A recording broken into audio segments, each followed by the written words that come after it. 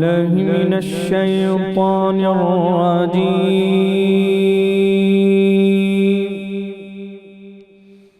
بسم الله الرحمن الرحيم.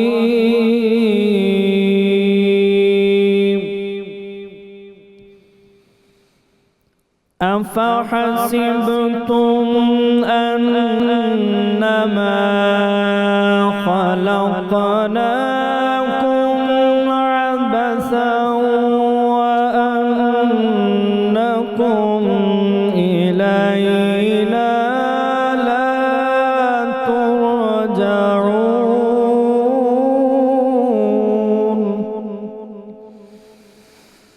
فتعالى الله الملك الحق لا إله إلا هو رب العرش الكريم.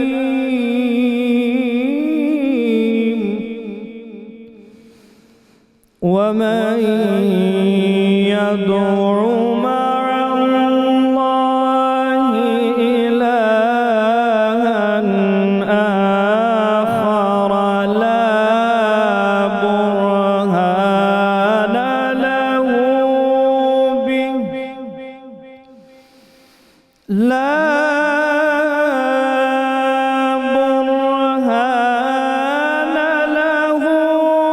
به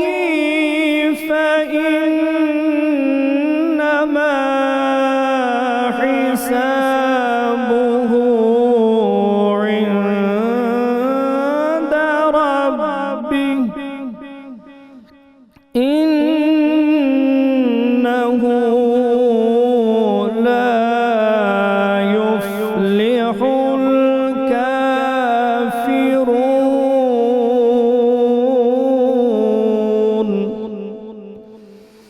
وقل رب اغفر وارحم وأنت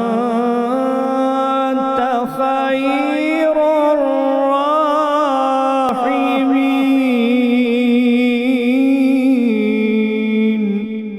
آمنت بالله صدق الله العظيم. جزاک اللہ قاری منیر احمد صاحب، بہت شکریہ. بسم اللہ الرحمن الرحیم. السلام علیکم ناظرین کرام، 92 نیوز کی خصوصی افطار ٹرانسمیشن رحمت رمضان میں آپ کو خوش آمدید کہتے ہیں. آپ کا میزبان طاہر حمید تنولی آپ کی خدمت میں حاضر ہے اور میرے ساتھ کو ہوسٹ کے طور پہ موجود ہیں ڈاکٹر قرۃ العین طاہرہ. ناظرین کرام، آج کی اس ٹرانسمیشن کے دوران، آج کی اس نشست میں ہم نے جس موضوع پہ بات کرنی ہے وہ ہے اللہ رب العزت اپنے کن بندوں سے محبت کرتا ہے. اللہ رب العزت کی اپنے بندوں کے ساتھ محبت. اس موضوع پہ ہم اپنے ساتھ موجود اہل علم سے گفتگو کریں گے اور اس نقطے کو سمجھنے کی کوشش کریں گے کہ قرآن مجید کی روشنی میں، احادیث پاک کی روشنی میں، فرامین رسول صلی اللہ علیہ وآلہ وسلم کی روشنی میں اللہ کے وہ کون سے خوش نصیب بندے ہیں جو اللہ کی محبت کے مستحق ٹھہرتے ہیں. ناظرین کرام، جب صاحبان ایمان کوئی بھی عمل انجام دیتے ہیں، مقصد کیا ہوتا ہے کہ اس عمل کے نتیجے میں انہیں کوئی اجر ملے، کوئی ثواب ملے، ان کے درجات بلند ہوں. لیکن نیک اعمال کی انجام دہی کا واحد مقصد اجر، ثواب اور درجات کی بلندی ہی نہیں ہے، بلکہ اس کے علاوہ بھی کچھ ہے. علامہ اقبال نے کہا تھا، جس کا عمل ہو بے غرض اس کی جزا کچھ اور ہے، غور و خیام سے گزر، بادہ و جام سے گزر. وہ کیا ہے جو اجر و ثواب سے بھی بڑھ کے ہے؟ وہ کیا منزل ہے جس پر اجر و ثواب، جنت اور ہر طرح کی بلندی درجات ناز کرتی ہے؟ وہ منزل اللہ کی محبت، اللہ کی خوشنودی اور اللہ کی رضا ہے. ناظرین کرام، جب قرآن مجید کو ہم اس زاویہ نگاہ سے پڑھتے ہیں اور قرآن مجید سے رہنمائی لینے کی کوشش کرتے ہیں تو ہم دیکھتے ہیں کہ اللہ رب العزت نے بہت کیٹیگریکلی کچھ اوصاف بتائے ہیں اور کچھ عیب اور خامیاں گنوائی ہیں. وہ اوصاف اگر کسی شخصیت میں ہوں، کسی صاحب ایمان میں ہوں تو وہ اللہ کی محبت کا مستحق ٹھہرتا ہے. اور خدا نخواستہ وہی خامیاں جو قرآن مجید نے بیان کی ہیں اور وہ عیب کسی شخص میں در آئیں تو اللہ ان سے کبھی محبت نہیں کرتا۔ ان میں کئی ایسے اوصاف بھی ہیں ناظرین کرام جن پر بار بار اصرار کیا گیا ہے اور تکرار کے ساتھ ان کو بیان کیا گیا ہے۔ اسی طرح کچھ خامیاں بھی ایسی ہیں جن کو اللہ رب العزت نے تکرار کے ساتھ بیان فرمایا ہے تاکہ متنبہ کیا جائے اہل ایمان کو کن اوصاف کو اختیار کرنا ہے اور کن خامیوں سے بچنا ہے۔ کہنا یہ چاہیے کہ اگر ہم ان اوصاف کو اور ان خامیوں کو سامنے رکھیں تو ڈیوائن لو انڈیکس ڈیولپ کیا جا سکتا ہے کہ ہم اس پیمانے کو سامنے رکھ کے، اس یارڈ سٹک کو سامنے رکھ کے اندازہ کر سکتے ہیں کہ ہم اللہ رب العزت کی محبت کے ڈومین میں آتے ہیں یا خدا نخواستہ اللہ رب العزت کی محبت سے محرومی کے ڈومین میں آتے ہیں۔ اور اگر ان میں سے کسی بھی دائرے کے اندر ہم فال کر رہے ہیں تو پھر کس درجے پہ کھڑے ہیں؟ اگر اللہ کی محبت کے ڈومین میں ہیں تو اللہ کی محبت میں کس درجے میں ہیں، اور خدا نخواستہ اللہ کی ناراضگی کا معاملہ درپیش ہے تو وہاں کیا درجہ ہمیں مل رہا ہے۔ یعنی قرآن مجید نے بہت واضح طور پہ ان چیزوں کو ڈیفائن کیا ہے۔ دو نقطوں کی طرف اشارہ کر کے ہم اپنے پروگرام کو آگے بڑھائیں گے۔ وہ کون سا وصف ہے جس کو قرآن مجید نے بہت ایمفیسائز کیا ہے، اور وہ کون سی خامی ہے جس کا بہت زیادہ مذمت کے ساتھ ذکر کیا گیا ہے کہ اللہ ان سے محبت نہیں کرتا۔ ناظرین کرام، جس خوبی پہ قرآن مجید نے بار بار زور دیا ہے وہ احسان ہے۔ ان اللہ یحب المحسنین، 1 2 3 4 5 بار بار قرآن مجید نے اس وصف کو، اس خوبی کو بیان کیا، اس کا اعادہ کیا ہے۔ اور وہ نقص جس کو تکرار کے ساتھ اللہ رب العزت نے ارشاد فرمایا ان لوگوں سے اللہ محبت نہیں کرتا، ان اللہ لا یحب المفسدین، اللہ فساد پیدا کرنے والوں سے محبت نہیں کرتا۔ گویا فسادی ہونا، فساد کا ارتکاب کرنا، یہ وہ بدبخت عمل ہے جو انسان کو اللہ کی محبت سے محروم کر دیتا ہے۔ اور ناظرین کرام، دوسری جو بڑی قابل غور بات ہے، ان دونوں اوصاف کو اگر ہم دیکھیں، ان کا تعلق براہ راست کمیونٹی کے ساتھ ہے، معاشرے کے ساتھ ہے، مخلوق کے ساتھ ہے۔ اس کا مطلب یہ ہوا اللہ کی محبت کو پانے کا سارا سفر تنہائیوں میں طے نہیں ہوتا، ویرانوں میں طے نہیں ہوتا، جنگلوں میں طے نہیں ہوتا، وہ اللہ کی مخلوق کے درمیان سے گزرتا ہے۔ اگر اپنے احسان کرنا ہے تو اللہ کی مخلوق کے ساتھ کرنا ہے، اور اگر اپنے فساد کو ختم کرنا ہے، فساد سے بچنا ہے، تو مخلوق کے درمیان رہتے ہوئے کرنا ہے۔ تنہائیوں میں نہ فساد بپا ہو سکتا ہے، نہ کسی کے ساتھ احسان کیا جا سکتا ہے۔ اسی لیے اسلام ترک دنیا کی تعلیم نہیں دیتا، اسلام دنیا میں رہ کے دنیا کو بنانے کی اور دنیا کو سنوارنے کی بات کرتا ہے۔ تو ناظرین کرام، اسی موضوع پہ ہم انشاءاللہ بہت تفصیل کے ساتھ بات کریں گے۔ ہمارے ساتھ تشریف فرما ہے علامہ بدرالزمان قادری صاحب، ڈاکٹر فیض اللہ بغدادی صاحب تشریف رکھتے ہیں، اور ہمارے ساتھ تشریف رکھتے ہیں ڈاکٹر کاشف فراز صاحب، اور ان کے ساتھ بیٹھی ہیں ڈاکٹر عریج ذوالفقار بخاری صاحبہ۔ ہم نعت شریف سنیں گے حافظ محمد ارشد نقشبندی صاحب سے، اور کچن میں ہمارے ساتھ ہیں منیرہ کرن صاحبہ۔ پہلے منیرہ کرن صاحبہ سے کچھ تھوڑا سا لے لیتے ہیں کچن کے بارے سے انفارمیشن، پھر اپنی کارروائی کو آگے بڑھاتے ہیں۔ جی بسم اللہ۔ جی، جو آج کی ریسیپیز ہیں وہ آج میں بنا رہی ہوں نہاری، اور اس کے لیے میں نے اسٹاک پہلے سے نکالا ہے کیونکہ ٹائم کی وجہ سے نہاری کو آپ نے بہت زیادہ پکانا ہوتا ہے، اس کا اسٹاک نکالنا ہوتا ہے۔ اور ساتھ میں بنا رہی کروکیٹس، جس میں آلو ہوں گے، چکن کے چنکس اور ساری سبزیاں ہوں گی، ان سب کو مکس کر کے تو اس کی میں بناؤں گی کروکیٹس۔ اس کو آپ لمبی شکل میں بنا سکتے ہیں، کباب کی شکل میں بنا سکتے ہیں۔ اور ساتھ میں بنا رہی ہوں زردہ، جس کو میں دودھ میں اس کا فلیور دوں گی، نٹس جائیں گے، تھوڑی سی مٹھائی جائے گی اس کے اوپر، تو ساتھ میں بنے گا زردہ۔ اور ڈرنک میں ایک مینگو سلش بناؤں گی۔ تو یہ آج کی میری ریسیپیز ہیں، باقی ساتھ ساتھ آپ کو بتاؤں گی اس کو میں نے کیسے کیسے بنایا۔ بہت خوب، بہت خوب۔ آپ سب سے ہم نے نعت سننی ہے، لیکن اس سے پہلے ڈاکٹر صاحب آپ آج کے موضوع کے حوالے سے کچھ کہیے گا۔ بہت شکریہ ڈاکٹر صاحب۔ ناظرین محترم، یہ ہماری جو دنیا جس میں ہم رہتے ہیں، یہ افراد سے، لوگوں سے بھری ہوئی ہے۔ اس میں وہ لوگ بھی رہتے ہیں جو خود کو ایتھیسٹ یا دہریہ کہتے ہیں، اور وہ لوگ بھی ہیں جو کسی نہ کسی مذہب کے ماننے والے ہیں۔ مذاہب کے ماننے والے کسی نہ کسی دیوتا، بھگوان، اللہ، ان کی پیروی کرتے ہیں، ان کو پوجتے ہیں، عبادت کرتے ہیں۔ اور ہر انسان، ہر مذہب کو ماننے والا اپنے کریٹر کا کہہ لیں کہ وہ محبت کا دعوے دار ہوتا ہے کہ میں اللہ سے محبت کرتا ہوں، میں بھگوان سے پیار کرتا ہوں، یا جس طرح بھی وہ اپنی محبت کا اظہار کرے۔ اب یہ دعویٰ تو سبھی کر رہے ہیں کہ ہم اللہ سے محبت کرتے ہیں۔ یہ اس کو ہم عالمی پیمانے پہ دیکھیں، اور اس کے بعد ہم مسلمانوں کے اندر آ جائیں تو مسلمانوں میں بھی ہر مسلمان یہ دعویٰ کرے گا کہ ہم اللہ سے محبت کرتے ہیں۔ لیکن اب جو محبت کرتے ہیں وہ اس محبوب سے بھی تو پوچھ لیا جائے کہ اس کو وہ محبت چاہیے بھی کہ نہیں، اس کو کیسی محبت درکار ہے۔ تو ہمارے لیے کوئی مشکل نہیں ہے کہ ہم اس کو جان سکیں۔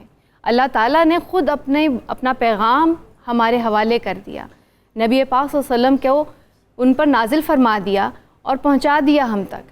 اب ہمارے لیے مشکل نہیں ہے، ہم اس کو کھولیں، ہم جان سکتے ہیں کہ وہ کیا کرائٹیریا ہے جو ہمارے اللہ کو پسند ہے، جس سے ہم اللہ کی محبت کے اہل ہو سکتے ہیں۔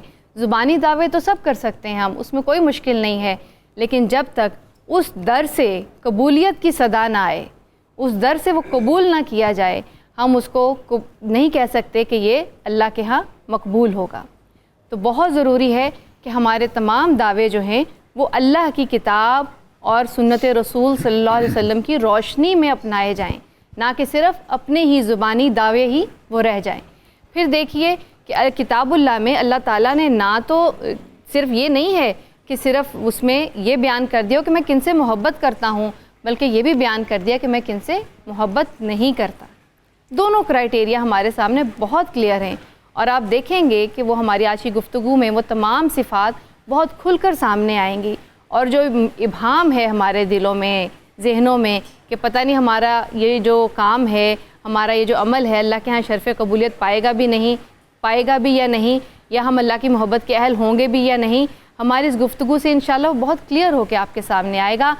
آپ نے کرنا یہ ہے کہ کاپی پینسل پکڑ لینی ہے، اور جو جو صفات آتی جائیں ان کو نوٹ کرتے جائیے اور دیکھتے جائیے، ساتھ ساتھ اپنا کہہ لیں کہ جائزہ لیتے جائیے کہ یہ صفت جو اس وقت قرآن کی بیان ہو رہی ہے آپ کے سامنے، آپ اس میں یا ہم بھی اس میں کس حد تک پورے اترتے ہیں۔ تو انشاءاللہ یہ بہت ہمارے لیے ایک اچھی محفل رہے گی، اور اس سے ہم محاسبہ نفس جو ہے اس کی طرف آگے بڑھیں گے۔ ٹرانسمیشن کا سلسلہ آگے بڑھاتے ہیں۔ جی تنولی صاحب۔ جی، علامہ بدرالزمان قادری صاحب، حضور یہ ارشاد فرمائیں کہ قرآن مجید نے کس طرح اس نقطے کو بیان کیا ہے، اور وہ کون سے اوصاف ہیں کہ اللہ رب العزت کی محبت کا بندہ مستحق ہو جائے؟ بہت شکریہ ڈاکٹر صاحب۔ بسم اللہ الرحمن الرحیم۔ ڈاکٹر صاحب، اس کائنات کے اندر سب سے پہلا جو نغمہ گونجا وہ محبت کا تھا۔ سبحان اللہ۔ کنت کنزا مخفیا فاحببت ان اعرف فخلقت نور محمد۔ سبحان اللہ۔ سب سے پہلے اللہ تعالیٰ نے اس کائنات میں جو صدا آئی وہ محبت کی صدا آئی، اور اپنے نبی کے نور کو تخلیق فرمایا۔ اس کے بعد پھر کائنات تخلیق ہوئی۔ اللہ تعالیٰ کی محبت کن بندوں سے ہے، اور وہ کون سے بندے ہیں جو اللہ تعالیٰ کو پسند ہیں؟ مجھے یہاں ایک حدیث پاک یاد آتی ہے کہ رسالت امام علیہ السلام نے ارشاد فرمایا، صحابہ کیا تم چاہتے ہو کہ تمہیں پتہ چل جائے کہ تمہارا مقام تمہارے رب کے نزدیک کیا ہے، تم کس درجے پر فائز ہو؟ عرض کی یا رسول اللہ، اس سے بہتر بات کیا ہو سکتی ہے اگر ہمیں پتہ چل جائے کہ ہمارا رب کے نزدیک مقام کیا ہے، ہم کس درجے پر فائز ہیں، اللہ تعالیٰ ہم سے کتنی محبت فرماتے ہیں۔ تو آپ نے فرمایا پھر اپنے دل میں جھانک کے دیکھ لو، جتنی محبت تمہارے دل میں تمہارے رب کی ہے اتنی ہی محبت اللہ تم سے کرتا ہے۔ سبحان اللہ۔ وہ ایک کرائٹیریا اور پیمانہ دے دیا۔ اب یہاں میں کرٹیسزم تو نہیں کر رہا، لیکن بات کہتا چلا جاتا ہوں۔ اسی حدیث کو اگر میں پیش نظر رکھوں تو ہمارا جو اس وقت ہماری جو دیکھ رہا ہوں ماحول ہے یا انوائرمنٹ ہمارا یہ ہے کہ جب ہم نے اپنے لیے کوئی چیز خریدنی ہوتی ہے تو انتہائی معیاری خریدتے ہیں، جب اللہ کے نام پہ دینی ہوتی ہے تو پھر ہم اس پہ سب اسٹینڈرڈ چیزوں کا انتخاب کرتے ہیں۔ بڑی بنیادی بات آپ نے، یہ بڑی بنیادی بات ہے۔ آپ دیکھ لیجئے، ابھی یہ تراویح ختم ہوگی، 27ویں شب کو جو ہے وہ ختم ہوگا، لوگ آئیں گے، اور اس کے بعد پھر اپنے لیے بہترین شاپنگ عید کے لیے، لیکن جن لوگوں کو جو غرباء کو دینا ہے یا ڈیزرونگ لوگوں کو دینا ہے اس کے لیے سب اسٹینڈرڈ چیز کا انتخاب کریں گے۔ رسالت امام علیہ السلام نے ارشاد فرمایا کہ تم رب کی محبت کی کبھی مستحق قرار نہیں پا سکتے جب تک تم لن تنالوا البر حتی تنفقوا مما تحبون، جب تک دوسرے کے لیے وہ چیز پسند نہ کرو اپنی ذات کے لیے پسند کرتے ہو۔ ہم دوسروں کو دینے کے لیے ہمارا معیار اور ہے، اور پھر اپنے لیے ہمارا معیار مختلف ہو جاتا ہے، تو پھر رب کی محبت کا تقاضا کیسا ہے؟ اگر یہ ہمارے دل میں ہمارے رب کا مقام ہے تو ہمیں جان لینا چاہیے کہ ہمارے اب بھی مقام رب کے نزدیک ایسا ہی ہے۔ آپ نے انٹرو میں دو باتیں بڑی اہم فرمائیں۔ آپ نے فرمایا کہ اللہ تعالیٰ جو ہے محبت فرماتا ہے انصاف کرنے والوں سے اور احسان کرنے والوں سے۔ ان اللہ یحب المحسنین، ان اللہ یحب المقسطین، ان اللہ یحب الصابرین۔ اللہ صابرین سے بھی محبت کرتا ہے، انصاف کرنے والوں سے بھی محبت کرتا ہے، عدل کرنے والوں سے بھی محبت کرتا ہے، سچ بولنے والوں سے محبت کرتا ہے۔ رسالت امام علیہ السلام سے عرض کی یا رسول اللہ، کیا مومن جو ہے وہ بدکاری کر سکتا ہے؟ ہاں، کبھی ایسا بھی ہوتا ہے، اس سے گناہ سرزد ہو جاتا ہے۔ تو عرض کی یا رسول اللہ کہ مومن جھوٹ بول سکتا ہے؟ پھر اللہ، مومن جھوٹا نہیں ہو سکتا۔ مومن سے دیگر گناہ سرزد ہو جائیں گے، مومن جھوٹ کبھی نہیں بولے گا۔ حال یہ ہے ہمارا کہ ہماری ہر تیسری بات میں جو ہے وہ غلط بیانی ہوتی ہے. اگر آپ تشریف لا رہے ہیں کینال پہ تشریف لا رہے ہیں تو آپ سے پوچھا جائے کہاں کہ جی میں بالکل باہر 92 کے باہر کھڑا ہوں. یعنی بالکل گناہ بے لذت ہم بات کرتے کتراتے نہیں ہیں. اللہ تعالیٰ توبہ کرنے والوں سے محبت کرتا ہے اور انصاف کرنے والوں سے محبت کرتا ہے, سچ بولنے والوں سے محبت فرماتے ہیں اللہ تعالیٰ کی ذات. تو اب اللہ حاضر قیاس اب دیکھتے چلے جائیے کہ مومن کی صفات جو ہیں تائبون ہے, عابدون ہے, سائحون ہے, روزے رکھنے والے ہیں, توبہ کرنے والے ہیں, عبادت کرنے والے ہیں, مخلوق خدا کی خدمت کرنے والے ہیں. آپ نے فتنے کی بات کی, الفتنہ تو شد من القتل, فتنہ جو ہے وہ قتل سے بھی زیادہ شدید ہے. تو ہمیں ان چیزوں سے ایوائڈ کرنا چاہیے. جی بہت شکریہ. ڈاکٹر فیض اللہ بغدادی صاحب آپ بیان فرمائیے گا, قرآن میں بارہا جو ہے وہ ارشاد ہوتا ہے کہ ان اللہ یحب المتقین, اللہ تقوی اختیار کرنے والوں کو پسند کرتا ہے, اور ہمارے ہاں یہ ٹرم بہت زیادہ بولی بھی جاتی ہے, لیکن تقوی حقیقت میں کیا ہے, اس کو ذرا بیان کیجئے گا. بسم اللہ الرحمن الرحیم. بہت شکریہ ڈاکٹر صاحبہ. جی تقوی کیا ہے؟ تقوی کہتے ہیں الخوف من اللہ کا والعمل بطاعتہ صحیح والاجتناب عن معصیتہ. صحیح کہ تقوی یہ ہے کہ اللہ کا خوف اختیار کیا جائے اور جہاں تک ممکن ہو سکے اس کی اطاعت بجا لائی جائے اور اس کی معصیت اور نافرمانی سے بچا جائے. صحیح. تو یہ تقوی ہے. تو اللہ تبارک و تعالیٰ نے جو تقوی شعار ہیں, جو صاحبان تقوی ہیں, ان سے محبت فرمائی ہے اور قرآن پاک میں جا بجا ان سے محبت کا دعویٰ کیا ہے. جیسا کہ سورہ آل عمران میں آتا ہے بلا من اوفا بعہدہ واتقی فإن اللہ یحب المتقین.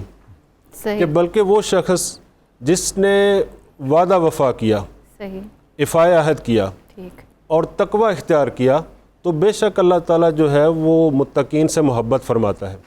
اسی طرح سورہ برات کے اندر 2 دفعہ جو ہے یہی ورڈ آیا ہے, یہی عبارت آئی ہے کہ ان اللہ یحب المتقین. لیکن اس سے پہلے جو آیات کا سیاق ہم پڑھیں تو وہاں بھی عہد کی بات ہو رہی ہے کہ جن مشرکین کے ساتھ تم نے وعدہ کیا تھا اور انہوں نے اس وعدہ کو توڑا نہیں ہے, اس وعدہ کی خلاف ورزی نہیں کی, تو بے شک اللہ تبارک و تعالیٰ جو ہے وہ متقین سے محبت کرتا ہے. تو ان 2 آیات کے اندر بھی جو ہے وہ وعدہ نبانے افائے عہد کی بات ہوئی ہے, گویا متقین اور افائے عہد کو جوڑا ہے. تو متقین کی بے شمار صفات ہیں, لیکن ان کی جو صفت قرآن پاک نے جس کو بیان کیا اور جو صفت ان کی ڈومینیٹ کر رہی ہے وہ یہ ہے کہ وہ افائے عہد کرتے ہیں اور وعدہ خلافی نہیں کرتے. اسی طرح اگر ہم قرآن پاک کو دیکھیں اور سورہ البقرہ کو لے لیں جو قرآن پاک کی دوسری صورت ہے, اور اس کے ابتداء میں ذالک الکتاب لا ریب فیہ ھدی للمتقین, کہ یہ کتاب ہدایت ہے, نو ڈاؤٹ کہ یہ کتاب ہدایت ہے, لیکن ہدایت کن کے لیے ہے؟ للمتقین, کہ جو تقوی شعار ہوں گے انہی کو یہ کتاب ہدایت دے گی. اس کے بعد اس آیت کے بعد جو دیگر آیات ہیں متصل معان اس کے بعد جو ہیں ان میں متقین کی صفات بیان ہوئی ہیں کہ متقین کون ہیں؟ الذین یؤمنون بالغیب ویقیمون الصلاۃ ومما رزقناہم ینفقون. کہ متقین وہ ہیں جو بن دیکھے ایمان لاتے ہیں. صحیح. یعنی وہ یہ نہیں کہتے کہ ہم پہلے دیکھیں گے پھر ایمان لائیں گے. بہت ساری چیزیں ایسی ہیں جو ان سین ہیں, اللہ کو انہوں نے نہیں دیکھا ہوا لیکن ایمان لاتے ہیں. جنت کو انہوں نے نہیں دیکھا ہوا لیکن ایمان لاتے ہیں. فرشتوں کو انہوں نے نہیں دیکھا ہوا لیکن ایمان لاتے ہیں. اور دوسرا کیا کرتے ہیں؟ یقیمون الصلاۃ. اللہ تعالیٰ نے جو نماز کا حکم دیا ہے اور بار بار اس کی تاکید کی ہے, اس نماز کو قائم کرتے ہیں. ان کے اندر اقامت صلاۃ کا وصف پایا جاتا ہے. اور تیسری خصوصیت کیا ہے؟ وَمِمَّا رَزَقْنَاهُمْ يُنْفِقُونَ. کہ جو رزق ہم نے دیا ہے, جتنا بھی دیا ہے, جس طرح کا بھی دیا ہے, اس میں سے وہ انفاق کرتے ہیں, خرچ کرتے ہیں. اور اس کے بعد کیا فرمایا؟ وَالَّذِينَ يُؤْمِنُونَ بِمَا أُنزِلَ إِلَيْكَ وَمَا أُنزِلَ مِن قَبْلِكَ وَبِالْآخِرَةِ هُمْ يُوقِنُونَ. کہ وہ ایمان لاتے ہیں جو کچھ آپ پر نازل کیا گیا اور جو کچھ آپ سے پہلے نازل کیا گیا. اس آیت سے ہمیں جو ہے ختم نبوت کا بھی سبق ملتا ہے کہ یہ نہیں فرمایا کہ ما انزل بعدک, صحیح, بلکہ فرمایا کہ جو کچھ آپ سے پہلے نازل ہو چکا ہے اس پر ایمان لاتے ہیں, اور جو کچھ آپ پر نازل ہوا ہے یعنی بڑی جامع جو ہے نا یہ اس کی تعریف ہے. متقی صرف ایک لفظ نہیں ہے جسے ہم پرہیزگاری عام طور پہ کہہ دیتے ہیں. اور آخری وصف ان کا کیا بیان فرمایا؟ وَبِالْآخِرَةِ هُمْ يُوقِنُونَ. کہ آخرت پر ان کا ایمان اور پختہ یقین ہے. اولئک علی ھدی من ربہم واولئک ھم المفلحون. کہ یہی وہ لوگ ہیں جو ہدایت یافتہ ہیں, جو ہدایت پر ہیں, اور یہی وہ لوگ ہیں جو فلاح پانے والے ہیں. ماشاء اللہ. حافظ محمد ارشد نقشبندی صاحب, آپ نعت شریف کیا سنائیں گے آج؟ باری تعالیٰ سے آغاز کریں. اچھا حمد سے بسم اللہ.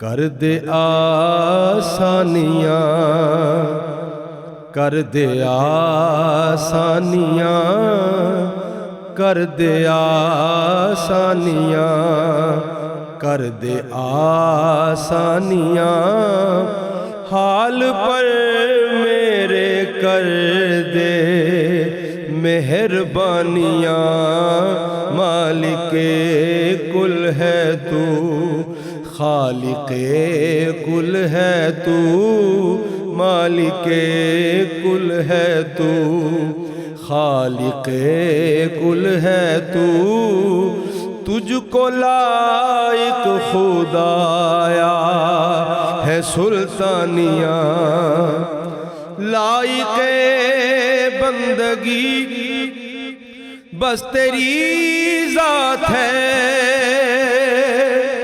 لائق بندگی بس تیری ذات ہے، باقی سب ہے نفی تجھ کو اسبات ہے، حکم پہ تیرے خم ہیں سبھی گردنیں، حکم پہ تیرے خم ہیں سبھی گردنیں، تیرے آگے ہی جھکتی ہے پیشانیاں، کر دے آسانیاں، کر دے آسانیاں، کر دے آسانیاں، دور رنج و علم سب کے کرتا ہے تو،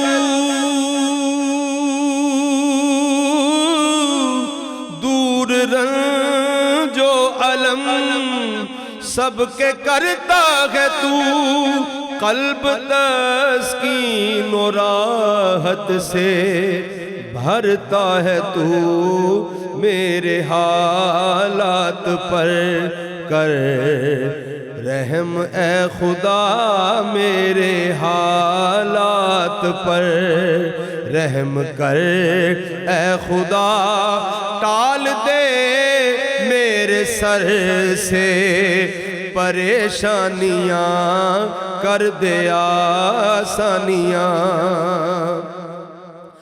مالک لم یزل خالق دو سرا، تیری قدرت ہے تمثیل سے ماورا، تیری کاریگری دیکھ کر اے خدا، منکروں کو بھی ہوتی ہے حیرانیاں، کر دے آسانیاں، کر دے آسانیاں، میرے مولا تو مالک ہے مختار ہے،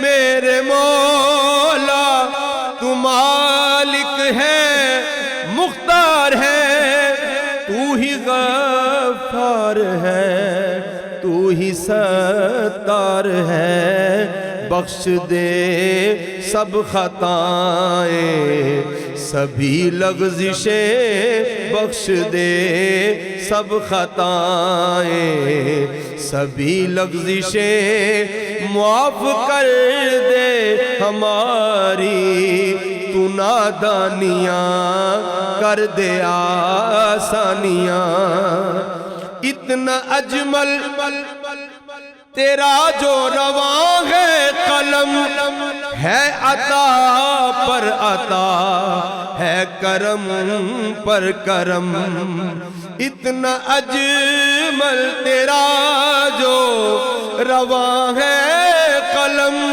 ہے عطا پر عطا ہے کرم پر کرم رب کے لطف و کرم سے عطاؤں سے ہے تیرے فکر و تخیل میں جو لانیاں کر دے آسانیاں کر دے آسانیاں حال پر میرے کر دے مہربانیاں مالک کل ہے تو خالق کل ہے تو تجھ کو لائق خدایا ہے سلطانیاں.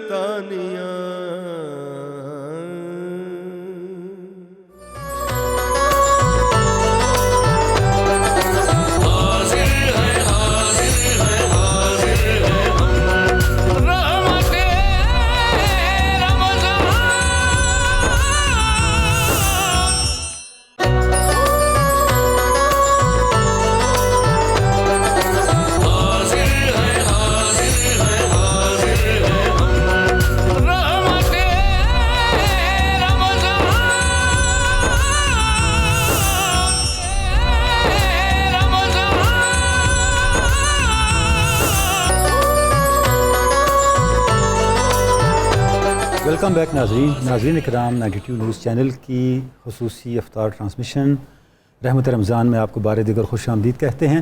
ناظرین اکرام، ہم گفتگو کر رہے ہیں اللہ کے ان بندوں کے بارے میں جن سے اللہ محبت کرتا ہے. جناب ڈاکٹر کاشف فراز صاحب، اللہ رب العزت کی محبت کو پانے کے جو راستے ہیں ان میں ایک راستہ توبہ کا بھی ہے.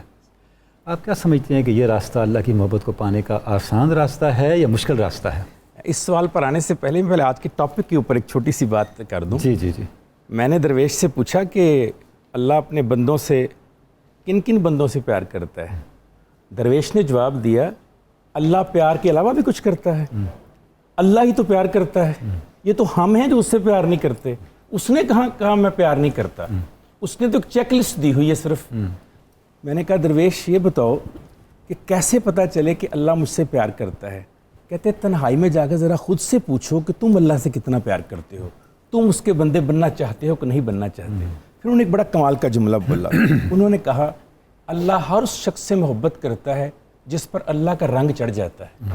میں نے کہا بابا جی یہ رنگ چڑھنا کسے کہتے ہیں؟ انہوں نے کہا پتر جدوں تو دفتروں اٹھ کے باہر جانا نا کسی نے لین لئی تو انہوں لے آ کے اپنی کرسی تے بٹھا کے کہنا انہوں پانی پلاؤ، دسو بابا جی کی کام ہے. اللہ بہت خوش ہوتا ہے، تم اس کے بندے بن جاتے ہو، تم سے پیار شروع کر دیتا ہے. جب اسے چھوڑنے جاتے ہو، جب تم اس کا کام کر دیتے ہو، جب تم سے کوئی خطا ہو جاتی ہے تم اللہ سے معافی مانگ لیتے ہو، توبہ کر لیتے ہو، اللہ کو بہت اچھا لگتا ہے. جب کوئی مانگنے آتا ہے تم بانٹ دیتے ہو، جب سوکھی روٹی بھی تم آخری اس کو دے دیتے ہو یہ سوچ کر کہ اس کو مجھ سے زیادہ ضرورت ہے. اللہ کو بہت، یہ اللہ کے رنگ ہیں سارے. جب تم اللہ کے راستے پہ سخاوت کرتے ہو، جب تم تقوی رکھتے ہو، جب تم کامل ایمان رکھتے ہو، جب تم اللہ کے راستے پر چلتے ہو، جب تم اللہ کی بتائی ہوئی بھلائی والی باتیں کرتے ہو، اللہ کا رنگ چڑھ جاتا ہے. آپ نے فرمایا توبہ کیا ہے؟ جدید نسل کو سمجھانے کے لیے میں انہی کی ٹرمینالوجی میں آپ کو بتاتا ہوں. ماشاءاللہ. یہ ہمارا موبائل ہے نا، یا ہماری لیپ ٹاپ ہے، یا ہماری یہ جو ٹیب ہیں، یا ہمارے اکوپمنٹ جتنے بھی ہیں، گیجٹس جتنے بھی ہیں، جب ان کے اندر جرم آ جاتا ہے نا، وائرس آ جاتا ہے، ہم پتہ کیا کرتے ہیں؟ ری بوٹ کرتے ہیں، ری سٹارٹ کرتے ہیں. توبہ ری بوٹ کا عمل ہے، توبہ ری سٹارٹ کا عمل ہے. ہر اس وقت جہاں آپ کو لگے خطا ہو گئی ہے فوری طور پہ اپنے آپ کو ری بوٹ کرنا ہے. آپ نے بڑا آسان سا طریقہ بتا دیا، توبہ کر لو. یہ پاکیزی دے دیتا ہے، یہ نیک بناتا ہے، صاف کر دیتا ہے، طہارت دے دیتا ہے. ماشاءاللہ. پھر دوسرا کام سب سے زیادہ الجھاتا ہے انسان کو شیطان. اب شیطان سے لڑنے کے لیے کوئی ویپن چاہیے نا. میں اب خالی ہاتھ تو نہیں لڑ سکتا، اس کے پاس تو بڑے ہتھیار ہیں. مجھے اللہ نے بہترین ہتھیار دیا، توبہ کا ہتھیار. بہت خوب. ترمذی شریف میں اللہ تعالیٰ فرماتے ہیں، نبی صلی اللہ علیہ وسلم فرماتے ہیں کہ تم میں سارے ہی خطا کار ہیں، اور بہت سارے خطا کار ہو سکتے ہیں، لیکن مجھے سب سے اچھا خطا پتہ اللہ کو کون لگتا ہے؟ جو اس سے توبہ کر لیتا ہے، جو اس سے معافی مانگ لیتا ہے. اچھا اس کی ایک چھوٹی شرط لگائی. ڈاکٹر صاحبہ نے شروع میں کہا چیک لسٹ. جدید نسل چیک لسٹ کہتے ہیں. ایک چیک لسٹ میں ایک اور چیک ہے، وہ کیا ہے کہ توبہ کرنے سے پہلے یہ سوچ لو دوبارہ یہ گناہ نہیں کرنا. اسی کو توبہ کہتے ہیں. یہ نہیں ہے کہ میں توبہ اس لیے کر رہا ہوں کہ اسے دھوکہ دینے کے لیے کہ اس ٹائم مان جا پھر دیکھیں گے. نہیں، وہ جانتا ہے تمہارے دلوں کے حال. پھر وہ اتنا پیار کرتا ہے توبہ کرنے والے سے, محبت کرنے والے سے, کہ پھر اللہ تعالیٰ آپ سے پوچھ کر, خدا بندوں سے خود پوچھے بتا تیری رضا کیا ہے. جب آپ توبہ کر لیتے ہیں نا تو اتنے اس کے قریب ہو جاتے ہیں, پھر وہ آپ کی رضا مانگنی شروع کر دیتا ہے. سبحان اللہ. لیکن توبہ کا عمل اس لیے مشکل ہے کہ انا بڑی آڑے آتی ہے, میں بڑی آڑے آتی ہے, میں توبہ کروں, میں معافی مانگوں, میں غلطی کروں. اس کا پہلا سٹیپ یہ ہے کہ یہ تسلیم کرنا کہ میں خطا کار ہوں, یہ تسلیم کرنا کہ میں کمزور ہوں, یہ تسلیم کرنا کہ میں دنیا کے مسائل میں الجھ کر کبھی کبھار یہ بھول جاتا ہوں کہ کائنات کا ایک مالک بھی ہے اور وہ مجھے دیکھ رہا ہے. مجھے حیرت ہوتی ہے سرکاری ملازمین کو دیکھتے ہوئے جب ہمیں آ کر کہتے ہیں سر میری سالانہ رپورٹ خراب ہو گئی. میں نے کہا وہ جو ہر لمحے رپورٹ لکھ رہا ہے رب, کبھی اس رپورٹ کو بھی دیکھا ہے؟ سالانہ کے بجائے یومیہ اور لمحاتی رپورٹ ہر کو لمحے کی. اگر ہر لمحے کی دیکھیں. رپورٹ تم ٹھیک کرتے جاؤ یہ خود ٹھیک ہو جائے سالانہ گی. خود بہت ٹھیک ہوتی چلی جائے گی. اور اس رپورٹ کو ٹھیک کرنے کا یہی ہے, میں اچھا کام کروں یا غلط, توبہ کرتے رہیں. توبہ میں کرتا رہوں, بس معافی مانگتا ہوں, ریبوٹ ہوتا رہوں, ایزار طہارت میں چلتا. آپ نے بہت اچھی ڈاکٹر صاحب مثال دی کہ توبہ جو ہے وہ بنیادی طور پہ ری بوسٹ ہونا ہے. جیسے ہمارے پاس اریزر ہوتا ہے نا, غلط لکھا گیا تو اسے ہم نے اریز کر لیا. کیا بات ہے. ڈاکٹر علی آپ کی طرف آتے ہیں. ابھی تک ہم نے 2 صفات ڈسکس کر لیں, تقویٰ کی بات ہو گئی, توبہ کی بھی بات کر لی ہم نے. اب اگلی جو صفت جس کا ہم ذکر کرنا چاہ رہے ہیں, اللہ تعالیٰ کہتے ہیں ان اللہ یحب الصابرین, صبر کرنے والوں کو اللہ پسند کرتا ہے. تو یہ جو صفت ہے, اللہ کہہ تو انسانوں کے اندر ہے نا یہ موجود, تو اللہ تعالیٰ کی صفت کیوں پسند ہے؟ انسانی ذات میں سے کیا حسن, کیا توازن پیدا ہوتا ہے, اس کے اوپر تھوڑی سی روشنی ڈالیے گا. جی دیکھیں, اللہ تعالیٰ کہتا ہے کہ بے شک میں صبر کرنے والوں کے ساتھ ہوں. بالکل. آپ کو سب سے پہلا یقین تو یہ مل جاتا ہے کہ آپ کو اللہ کا ساتھ مل جائے گا. ٹھیک ہے, یعنی کہ انعام کتنا بڑا ہے کہ اگر تم نے جو چیز تمہیں نہیں ملی, اب صبر کیا ہے کہ آپ جس چیز کی خواہش کر رہے تھے جی, اس میں چاہے وہ آپ مال کی حیثیت سے تھی, چاہے رشتوں کی حیثیت سے تھی, کوئی دنیاوی تھا یا عبادت میں تھا, آپ کو لگا کہ قبولیت نہیں ہوئی جی, تو اس پہ اب آپ نے صبر کرنا ہے. ٹھیک ہے, اور وہ صبر کا مطلب یہ کہ آپ نے اس یقین کے ساتھ وہاں پر ٹھہر جانا ہے کہ میرا رب بے شک بہترین عطا کرنے والا ہے اور وہ بہترین وقت میں دے گا. میں زندگی میں نے ایک بہت چھوٹا سا معمول بنایا ہوا ہے کہ جب بھی زندگی کے کوئی معمولات آتے ہیں تو میں ہمیشہ استخارے کا سہارا لیتی ہوں. اور مجھے لگتا ہے کہ اللہ تعالیٰ نے اتنی بڑی طاقت انسان کو دے دی ہے کہ جب آپ استخارہ کر کے اس کے حوالے کر دیتے ہیں کوئی بھی معاملات ہیں, اور آپ یہ کہتے ہیں کہ میں تیری رضا میں راضی ہوں, جو اگر یہ میرے لیے بہتر ہے تو عطا کر دے گا, اور اگر نہیں ہے اور تو مجھے اس سے پیچھے کر لے گا, اور میں بے شک میں راضی ہوں اس پر. تو آپ نے صبر کر لیا کہ اگر آپ کو مل جاتا ہے بہت اچھی بات ہے, اگر نہیں ملا تو آپ اس چیز پر صابر ہیں جو اللہ نے آپ کو عطا کرنا ہے, اور وہ یقین رکھیں کہ وہ بہترین ہوگا. اور میں نے اپنی زندگی میں اس چیز کو بہت دفعہ آزمایا ہے, اور بے شک میرے اللہ نے مجھے ہمیشہ بہترین عطا کیا ہے. اب بہت سارے معاملات ایسے ہوتے ہیں, جس طرح کچھ لوگوں میں میرے خیال میں ایک بڑا مشکل معاملہ ہوتا ہے جب آپ رشتے کھوتے ہیں. وہ سب سے ایک مشکل مرحلہ ہوتا ہے انسان کے لیے, اور اس چیز پہ صبر کرنا ایک بہت بڑا امتحان بن جاتا ہے. درست. لیکن وہاں پر بھی اللہ تعالیٰ آپ کو بار بار اسی چیز کی نوید دیتا ہے کہ اگر تم صبر کرتے ہو تو میں تمہیں بے شک بہترین عطا کرتا ہوں. وہاں انسان کی عقل تھوڑی سی اس وقت مفلوج ہو جاتی ہے کہ اچھا یہ رشتہ میرا ماں باپ کا چلا گیا, یا بہن بھائیوں میں سے, یا اولاد میں سے, یا آپ کے پیارے رشتوں میں سے بعض دفعہ کھو جاتے ہیں. ہم اکثر دیکھتے ہیں کہ کچھ ماؤں کو یہ تکلیف سے گزرنا پڑتا ہے, اور ہم یا بہت ایسے شہداء ہوتے ہیں جن کی فیملیز کو ہم دیکھتے ہیں جی, جو ہمارے ملک کے لیے قربانیاں دے رہی ہیں. آپ ان ماؤں کو دیکھیں جن کے بچے ہمارے لیے اس وطن کے لیے قربان ہوتے ہیں. آپ کو یقین کریں کہ اس چیز کو اتنا آسان ہو جائے گا سمجھنا کہ صبر کیا ہوتا ہے, ان سے دیکھیں. صحیح. ڈاکٹر صاحب یہ تو بہت بڑا مقام آپ نے مل کے, ہماری چھوٹی زندگی کی جو چھوٹے چھوٹے مقامات, چھوٹے چھوٹے لمحات ہیں, ان میں بھی کوئی صبر ہے. جیسے آپ بطور ڈاکٹر آپ کے پاس پیشنٹ آتے ہیں, اس وقت بھی آپ کوئی صبر کے حوالے سے مظاہرہ اس کا ہو سکتا ہے, پیشنس کا. میں اس کو تھوڑا سا لائٹر موڈ پہ کروں گی. ہمارے پاس جس وقت آتے ہیں, کیونکہ ظاہر میرا اسکن سے ریلیٹڈ کام ہے, تو لوگ آتے ہیں اور ہمیں حوالہ دیتے ہیں کہ جی 3 دن میں اسکن گوری. صحیح, ٹھیک ہے. یہ وہ بے صبرے لوگوں کا حال ہوتا ہے, اور پھر اس کے بعد جو تباہی ہوتی ہے وہ سب جانتے ہیں کہ اسکن تباہ ہو جاتی ہے, برباد ہو جاتی ہے, پہلے وہ ریڈ ہوتی ہے, پھر وہ بالکل بلیک ہو جاتی ہے. جی, وہ انہوں نے صبر نہیں کیا. ٹھیک ہے, ہم ان کے آلٹرنیٹ میں جب ان کو میڈیسنز جو میڈیکیٹڈ دے رہے ہوتے ہیں, جو راستے دے رہے ہوتے ہیں, اس میں پیشنس ریکوائرڈ ہے. صحیح. ہم یہ لفظ وہ ہے, ہم ڈاکٹر بہت زیادہ استعمال کرتے ہیں کہ تھوڑا سا صبر رکھنا ہے آپ نے. چاہے آپ ویٹ لاس پہ آتے ہیں, چاہے اسکن کے معاملات میں آتے ہیں, جب آپ صبر رکھتے ہیں اور مستقل مزاجی رکھتے ہیں تو ڈیفینیٹلی وہ آپ کے بہترین رزلٹس ہوتے ہیں. تو آپ کو زندگی کے ہر معاملے میں صبر چاہیے، چاہے وہ آپ کے علاج کے معاملات ہیں، چاہے آپ کے روزمرہ زندگی کے معاملات ہیں، چاہے وہ آپ کے رشتے ہیں، کچھ بھی ہے، چاہے رزق ہے، آپ کو صبر کی ضرورت ہے. زبردست، نہایت خوبصورتی سے آپ نے اس کو بیان کیا، اور ماشاءاللہ ماشاءاللہ اتنا جامع ہے یہ لفظ. ماشاءاللہ. ہمارے ساتھ محمد سلیمان اکرم قادری موجود ہیں، ثنا خان ہیں حضور اقدس صلی اللہ علیہ وسلم کے. جناب کیا نعت شریف سنائیں گے آپ؟ دل کھول کے مانگو شہ ابرار کے در سے، آتا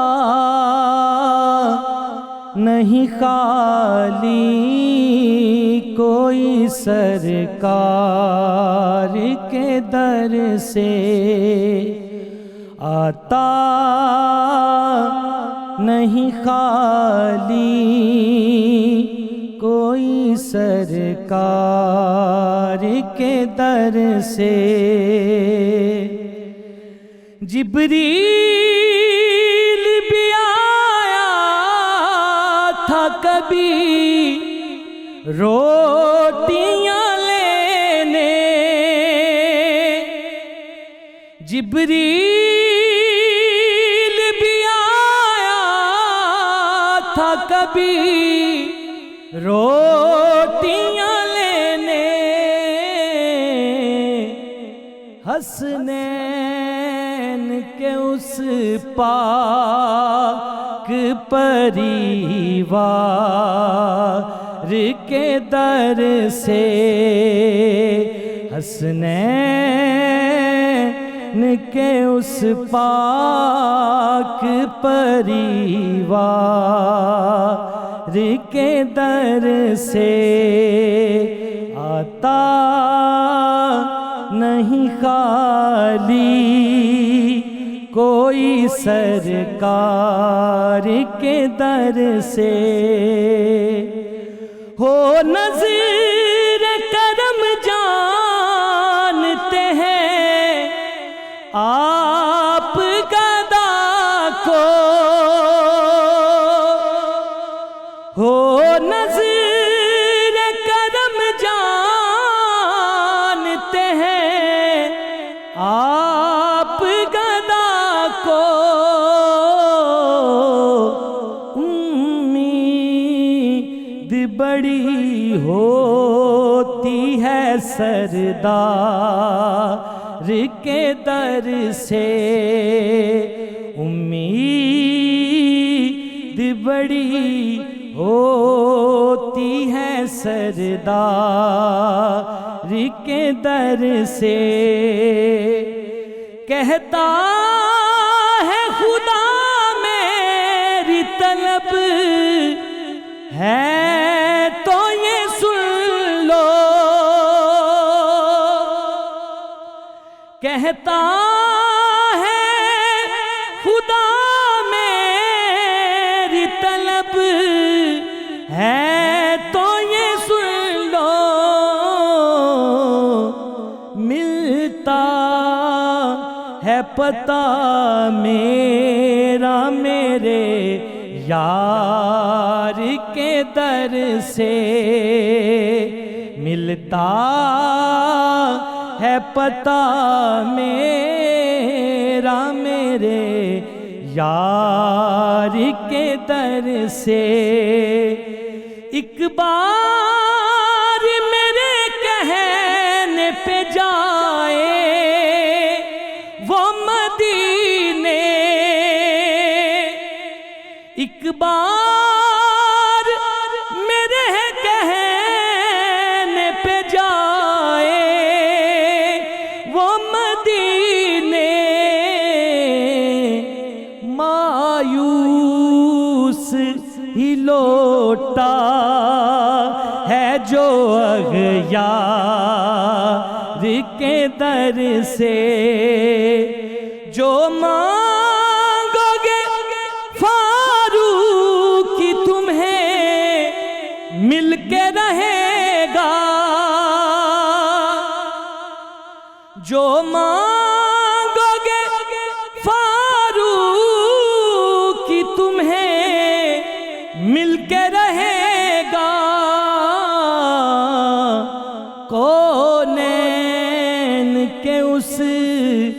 مالک و مختار کے در سے، کونین کے اس مالک و مختار کے در سے، دل کھول کے مانگو شہ ابرار کے در سے، آتا نہیں خالی کوئی سرکار کے در سے۔ ماشاءاللہ ماشاءاللہ، بہت خوب، کیا کیفیت آفری انداز سے آپ نے نعت رسول مقبول پیش کی، ماشاءاللہ۔ علامہ بدر الزماں قادری صاحب، جو اوصاف ہیں ان خوش نصیبوں کے جن سے اللہ رب العزت محبت کرتا ہے، ان میں ایک یہ بھی ہے ان اللہ یحب المقسطین، کہ اللہ رب العزت انصاف کرنے والوں سے محبت کرتا ہے۔ کیا اہمیت ہے انصاف کی زندگی میں ہمارے تقویٰ کے لیے، اللہ کی محبت کو پانے کے لیے؟ ڈاکٹر صاحب، ہم نے انصاف کو جو ہے وہ کورٹس تک محدود کر دیا ہے، کورٹس تک محدود کر دیا۔ انصاف جو ہے وہ عدالتوں سے ملتا ہے، ان کا کام ہے، یہ تو نچلے لیول سے شروع ہوتا ہے۔ بڑی بات۔ رسول کریم صاحب تشریف فرما تھے اور آپ کے ساتھ آپ کے صحابی بھی تشریف فرما تھے، اور ان کا چھوٹا سا بچہ دوڑتا ہوا آیا اور انہوں نے اس کو بوسہ دیا اور بوسہ دے کے اپنی دائیں ران پہ بٹھا لیا۔ تھوڑی دیر بعد بیٹی آئی اور بیٹی بھی آئی، بیٹی کو بوسہ بھی نہیں دیا، سینے سے نہیں لگایا، اس کو ایسے اٹھا کے بائیں ران پہ رکھ لیا۔ فرمایا اللہ ہائے افسوس، تو اپنی اولاد کے مابین عدل بھی نہ کر سکا، اپنی اولاد کے مابین تو توازن بھی برقرار نہ رکھ سکا۔ یا رسول اللہ، فرمایا تم نے بیٹے کا بوسہ لیا، بیٹی کو کیوں چھوڑا؟ تو یہ بتا، اس بات کا جواب دے۔ فرمایا ایک بات یاد رکھنا، روز قیامت اللہ نے تو اس بوسے کا بھی حساب لینا ہے کہ تو نے کیوں انصاف نہ کیا بیٹے اور بیٹی کے مابین۔ تو آپ نے سختی سے منع فرمایا اور فرمایا کہ جب تم گھر میں آؤ اور سب سے پہلے چیز بیٹی کو دو، اس کے بعد پھر بیٹے کو چیز دو۔ فرمایا بیٹیوں کو اس طرح نظر انداز نہیں کرنا چاہیے۔ اسلام کا حسن ہے، کتنی عزت دی۔ حسن ہے، آپ دیکھیے کہ اسلام جو ہے گھر کے اندر کتنا توازن برقرار رکھتا ہے، اور یہ درس گھر سے شروع ہوتا ہے انصاف کا۔ اس کے بعد آپ چلتے چلے جائیے کہ ایک معاشرہ جہالت پہ قائم رہتا ہے، پر جہاں ظلم ہوگا وہ معاشرہ قائم نہیں رہ سکتا۔ یعنی یہ باتیں ساری دیکھنے والی ہیں۔ رسالت مآب علیہ السلام خود انصاف فرماتے تھے، اور ہمیشہ، بلکہ وہ جب ایک شخص سے کہا کہ یا رسول اللہ انصاف کیجئے، فرمایا ہے افسوس میں نے انصاف نہیں کرنا تو کائنات میں پھر اور کس نے انصاف کرنا ہے؟ اس کا تو سوال ہی پیدا نہیں ہوتا۔ میں سمجھتا ہوں کہ ہمارے جمی امور کے اندر جو ہے عدل و انصاف ہونا چاہیے۔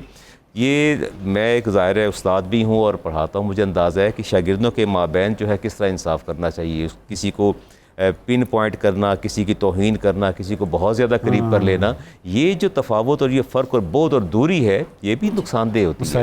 اس لیے ہمیشہ ہمیں چاہیے کہ اب ہر قدم پر انصاف کریں۔ اللہ تعالیٰ انصاف کرنے کو پسند فرماتا ہے، اس میں کوئی شک نہیں ہے۔ رسالت مآب علیہ السلام نے پوری زندگی انصاف فرمایا۔ سید عمر فاروق رضی اللہ عنہ، آپ کا انصاف کا عالم یہ تھا کہ جب آپ نے عمر بن عوف سے کہا کہ دیکھو میری بات سنو، مال غنیمت آیا تو فہرست مرتب کر لو، انہوں نے فہرست مرتب کی اور سب سے اوپر نام تھا امیر المومنین کا۔ یہ میرا نام اوپر کیوں لکھا ہے؟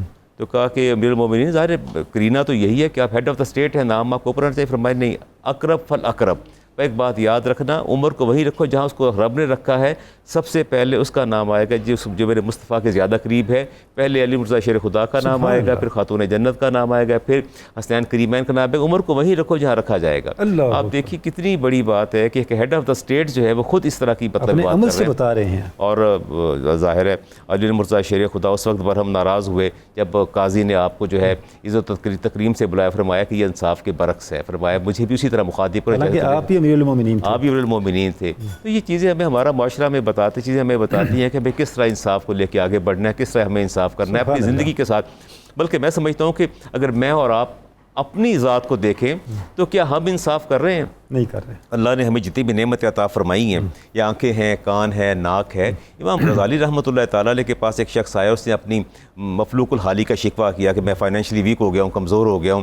تو آپ نے فرمایا اچھا میری بات سن، کتنے پیسے سے طرح گزارا ہو جائے گا؟ کہا اگر 500 درہم دے دوں تو کیا تیری کام چل جائے گا؟ اسے کہا میری نسلیں کھائیں گی بیٹھ کے۔ فرمایا ایک شرط ہے، 500 درہم لے لے، اپنے ہاتھ کاٹ کے مجھے دے دے۔ اس نے کہا یہ کیسے ممکن ہے؟ اپنی آنکھیں دے دے۔ کہا یہ کیسے؟ فرمایا یہ اپنے کان دے دے۔ کہا یہ کیسے ممکن ہے؟ فرمایا اللہ تعالیٰ کی کروڑوں کی نعمت اپنے بدن میں لے کے پھرتا ہے، اس پر اس کا تجھے احساس نہیں ہے۔ اگر اللہ نے کہیں تجھے آزمائش کا ڈال بھی دیا تو کم از کم اور میں سمجھتا ہوں ان نعمتوں کا ہمیں اس کے ساتھ بھی عدل کرنا چاہیے.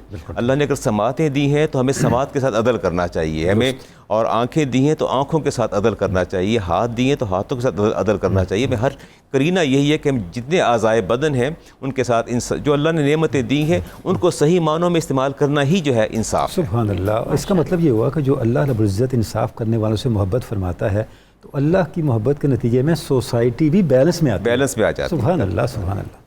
ڈاکٹر فیض اللہ, آپ ذرا بیان کیجئے گا کہ اللہ تعالیٰ نے جو ایک اور صفت بیان کی ہے اور کہا ہے کہ میں ان سے محبت رکھتا ہوں, وہ ہے احسان کرنے والوں کی, محسنین کی. ان اللہ یحب المحسنین. ویسے تو ہمارے یہاں پہ ڈسکس ہونے والی ہر صفت ایسی ہے جس پہ پورا ایک پروگرام ہو سکتا ہے اور پھر بھی شاید تشنگی رہ جائے. مختصراً بیان کیجئے گا کہ یہ احسان کیا ہوتا ہے, محسن کسے کہتے ہیں؟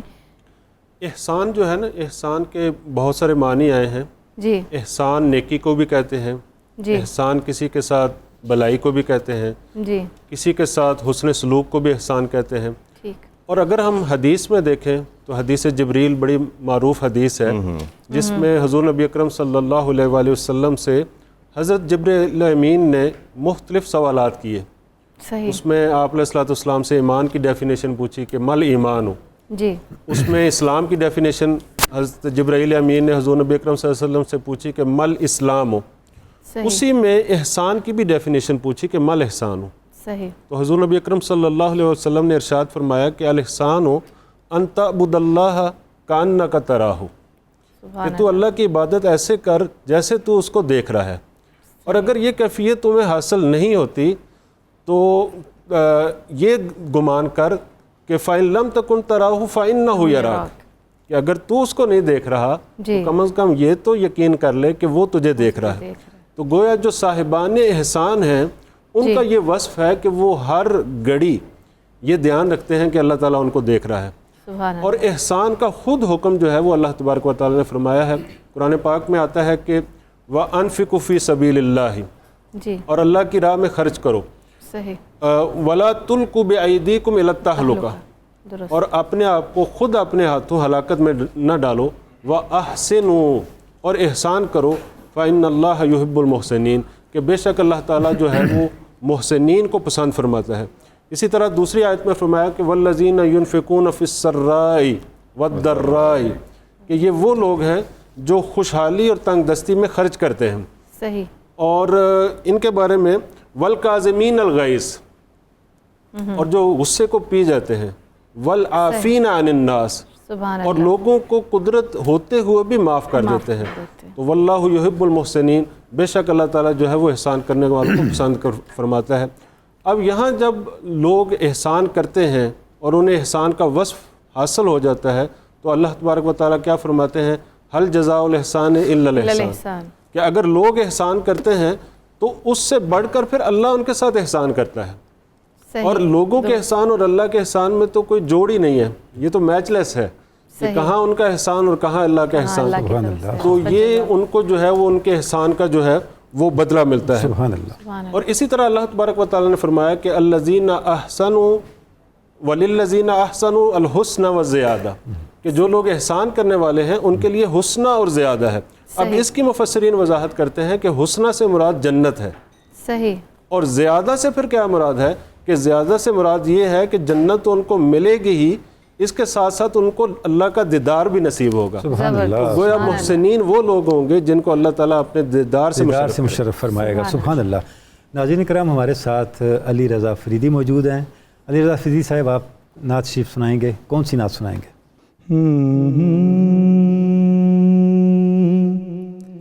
پیس مدینے بلوایا ہے, پیس مدینے بلوایا ہے, میرے نبی نے کرم کیا ہے, اپنا روزہ دکھلایا ہے, اپنا روزہ دکھلایا ہے, میرے نبی نے کرم کیا ہے. میں ہوں اور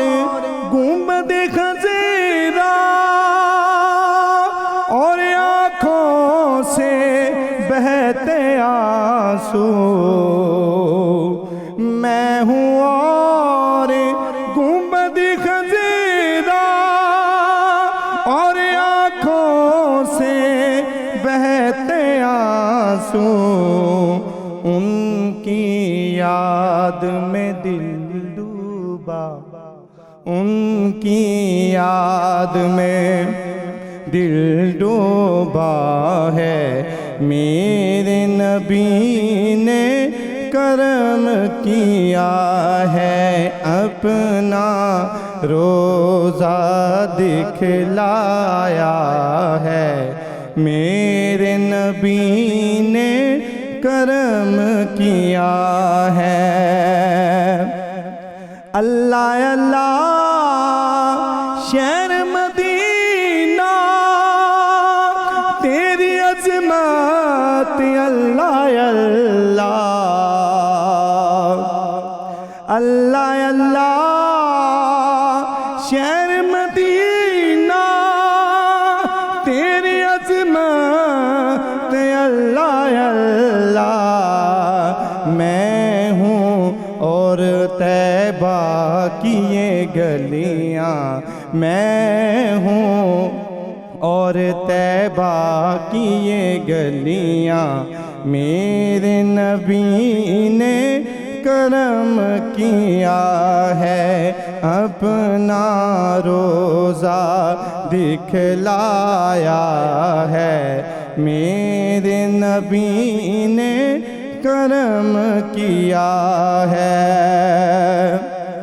واللیل زلف والضحیٰ چہرہ واللیل زلف والضحیٰ چہرہ رحمت عالم اللہ اللہ رحمت عالم اللہ اللہ میرے نبی نے کرم کیا ہے اپنا روزہ دکھلایا ہے میرے نبی نے کرم کیا ہے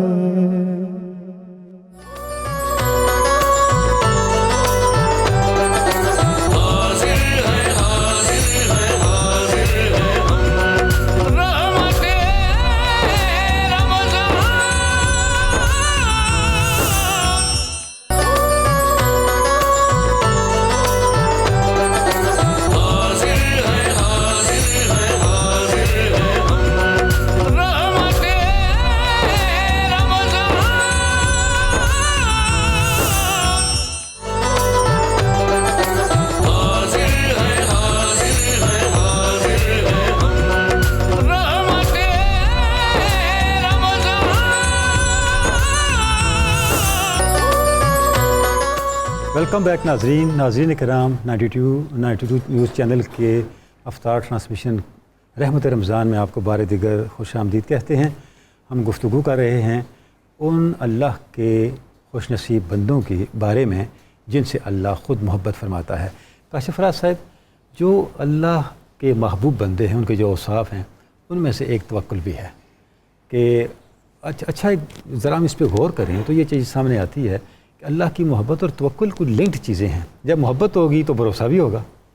تو کیسے توکل اللہ کے قریب کرتا ہے؟ سب سے پہلے تو توکل کی تعریف کرنی اس لیے ضروری ہے کہ لوگوں نے اس کے ساتھ کچھ ایسی چیزیں اٹیچ کر دی ہیں. یہ بہت ضروری ہے. مغالطے اس کو پہلے میں وضاحت کر دوں. سب سے پہلی چیز ہے اللہ پر بھروسہ کرنا، اللہ کی تدبیر پر بھروسہ کرنا، لیکن ضروری اقدامات کر کے. یہ جو دوسرا حصہ ہے نا اس کا، ضروری اقدامات کر کے، یہ لوگ بھول جاتے ہیں، اس کو ادا نہیں کرتے. اور پھر وہ جو حکم ہے نا کہ اونٹنی باندھ کے پھر اللہ کی کہنا کہ اس کے حوالے. توکل کا یہ مطلب ہے کہ خنجر تیز رکھ اپنا، پھر اس خنجر کی تیزی کو مقدر کے حوالے کر. تو پہلے اس کو ضروری اقدامات کرنے بہت ضروری ہیں. آپ دیکھیے کہ سب سے پہلے اللہ تعالیٰ سورہ آل عمران میں فرماتے ہیں کہ جو توکل کرتے ہیں میں اس سے محبت کرتا ہوں. ٹھیک ہے. اسی طرح اللہ تعالیٰ ایک اور جگہ پر ارشاد فرماتے ہیں، اللہ تعالیٰ سورہ مائدہ میں کہتے ہیں کہ وہ لوگ جو توکل کرتے ہیں وہ مومن ہیں. مومن کے ساتھ، جو آپ نے بھی کہا ایمان کے ساتھ اللہ سے محبت کے ساتھ توکل کا بڑا گہرا رشتہ ہے، اس سے پتہ چلتا ہے۔ اب اللہ تعالیٰ قرآن میں فرماتا ہے کہ جو اللہ پر بھروسہ کرتے ہیں، جو اللہ پر یقین کرتے ہیں، وہ یقین کر لیں کہ ان کے لیے اللہ ہی کافی ہے۔ اب یہاں پرابلم یہ آتی ہے کہ ہم یہ بات کہتے ضرور ہیں، تسلیم نہیں کرتے، اندر سے کہیں آواز آتی ہے کہ مطلوبہ صورت میسر نہیں ہے، اس کی وجہ جی بالکل اور بھی ہونا، بلکہ بعض اوقات تو کچھ لوگوں کو تو آواز آتی ہے کہ ہو رہی ہونا چاہیے تھا، اور وہاں ساری گڑبڑ، وہاں سارا مسئلہ شروع ہو جاتا ہے، اخلاص نہیں رہتا، اخلاص نہیں ہے اس کے اندر۔ اب اس میں 4-5 چیزیں بہت ضروری ہیں۔ پہلی بات جو آپ نے فرما دی کہ اللہ پر بھروسے کا آغاز اخلاص سے ہوتا ہے۔ آپ یقین کر لیں کہ جو میں اللہ پر توکل کر رہا ہوں صرف یہی کارساز ہے، یہی تدبیر کرنے والا ہے، یہی لوگوں کے دل موڑنے والا ہے، یہی لوگوں کو میری اسی نے کرنا ہے، تو لوگوں نے بھی مدد کرنی جن کے پیچھے آپ بھاگے پھریں۔ دوسری اس میں بہت اہم چیز یہ ہے کہ مایوسی کو قریب نہیں آنے دینا۔ توکل کا بالکل برعکس ہے کہ جب آپ مایوس ہو جاتے ہیں، اور اللہ تعالیٰ نے مایوسی کو سخت ناپسند بھی کیا ہے اور اس کو۔ تیسری بات اس میں یہ ہے کہ نیت، عمل اور اخلاص۔ جب آپ اللہ پہ توکل کریں تو نیت رکھ کے کریں کہ اللہ تجھ پہ توکل کیا، تو نے مدد کرنی ہے، میں تدبیر کروں گا، پر میری کاری تدبیر، میری کیا ہمت، میری کیا اوقات ہے، یہ بھی تدبیر تو نے ہی ہمت دینی ہے، یہ محنت بھی تو نے ہی دینی ہے، تو نے ہی عطا کرنی ہے، میں اس میں کچھ نہیں کر سکتا۔ چوتھی بات یہ ہے کہ جب آپ اللہ پہ توکل رکھیں تو دل میں ایک سکون رکھیں، تلاطم نہ آنے دیں اس کے اندر۔ دیکھیں نا، وہ مچھلیاں پکڑنے والا کہتا ہے کہ ذرا سا تلاطم آ جائے مچھلی بھاگ جاتی ہے، یہ بالکل اسی طرح سے اگر ذرا سا سکون، اعتماد ہل جائے دل کے اندر سے تو توکل کی ساری لائک کے ہاؤس آف کارڈ سے کہتے ہیں نا، وہ کارڈ گر جاتی ہے ہمارا ساری کی ساری۔ اور پانچویں آخری چیز میں یہ ہے کہ جب بھی اللہ پہ توکل کرو حرام ذرائع استعمال نہیں کرنے، اللہ کے خلاف نہ جاؤ، اللہ کے خلاف نہیں جانا۔ اللہ کا رنگ یہ ہے کہ کوئی ایسا ذریعہ، کوئی ایسا شخص، کوئی ایسا طریقہ، کوئی ایسی سکل، کوئی ایسی عادت جو اللہ کے رنگ کے خلاف ہو، جو اللہ کی مرضی، اسے استعمال کر کے توکل نہیں کرنا۔ جو رستہ اللہ نے بتایا اس رستے پر چل کر توکل کرنی، پھر وہ ہے جس کی آپ نے بات کی کہ محبت، ایمان اور توکل پھر ایک چیز ہو جاتی ہے۔ ڈاکٹر صاحب آپ نے توکل کے جو سٹیپس بتائے ہیں، یہ جس طرح ایک ڈاکٹر نسخہ لکھتا ہے نا، ایک چیز بھی کم ہو یا کوئی حکیم طبیب نسخہ لکھتا ہے تو وہ نسخہ پھر شفا کے بجائے بیماری کا باعث بن جاتا ہے۔ یہی صورتحال توکل کی بھی ہے، جس طرح آپ نے اس کے انگریڈینٹس بتائے، اس کے سٹیپس بتائے، جب تک ان کو جوڑیں گے نہیں اس وقت تک پورے کا پورا توکل ہماری زندگی میں نہیں آئے۔ بالکل ایسا، بالکل درست فرمایا آپ نے۔ پارٹس کے بغیر ہول کا تو تصور، اور ہول کے بغیر پارٹ کا نہیں، ایک دوسرے کے ساتھ بڑے لازم و ملزوم۔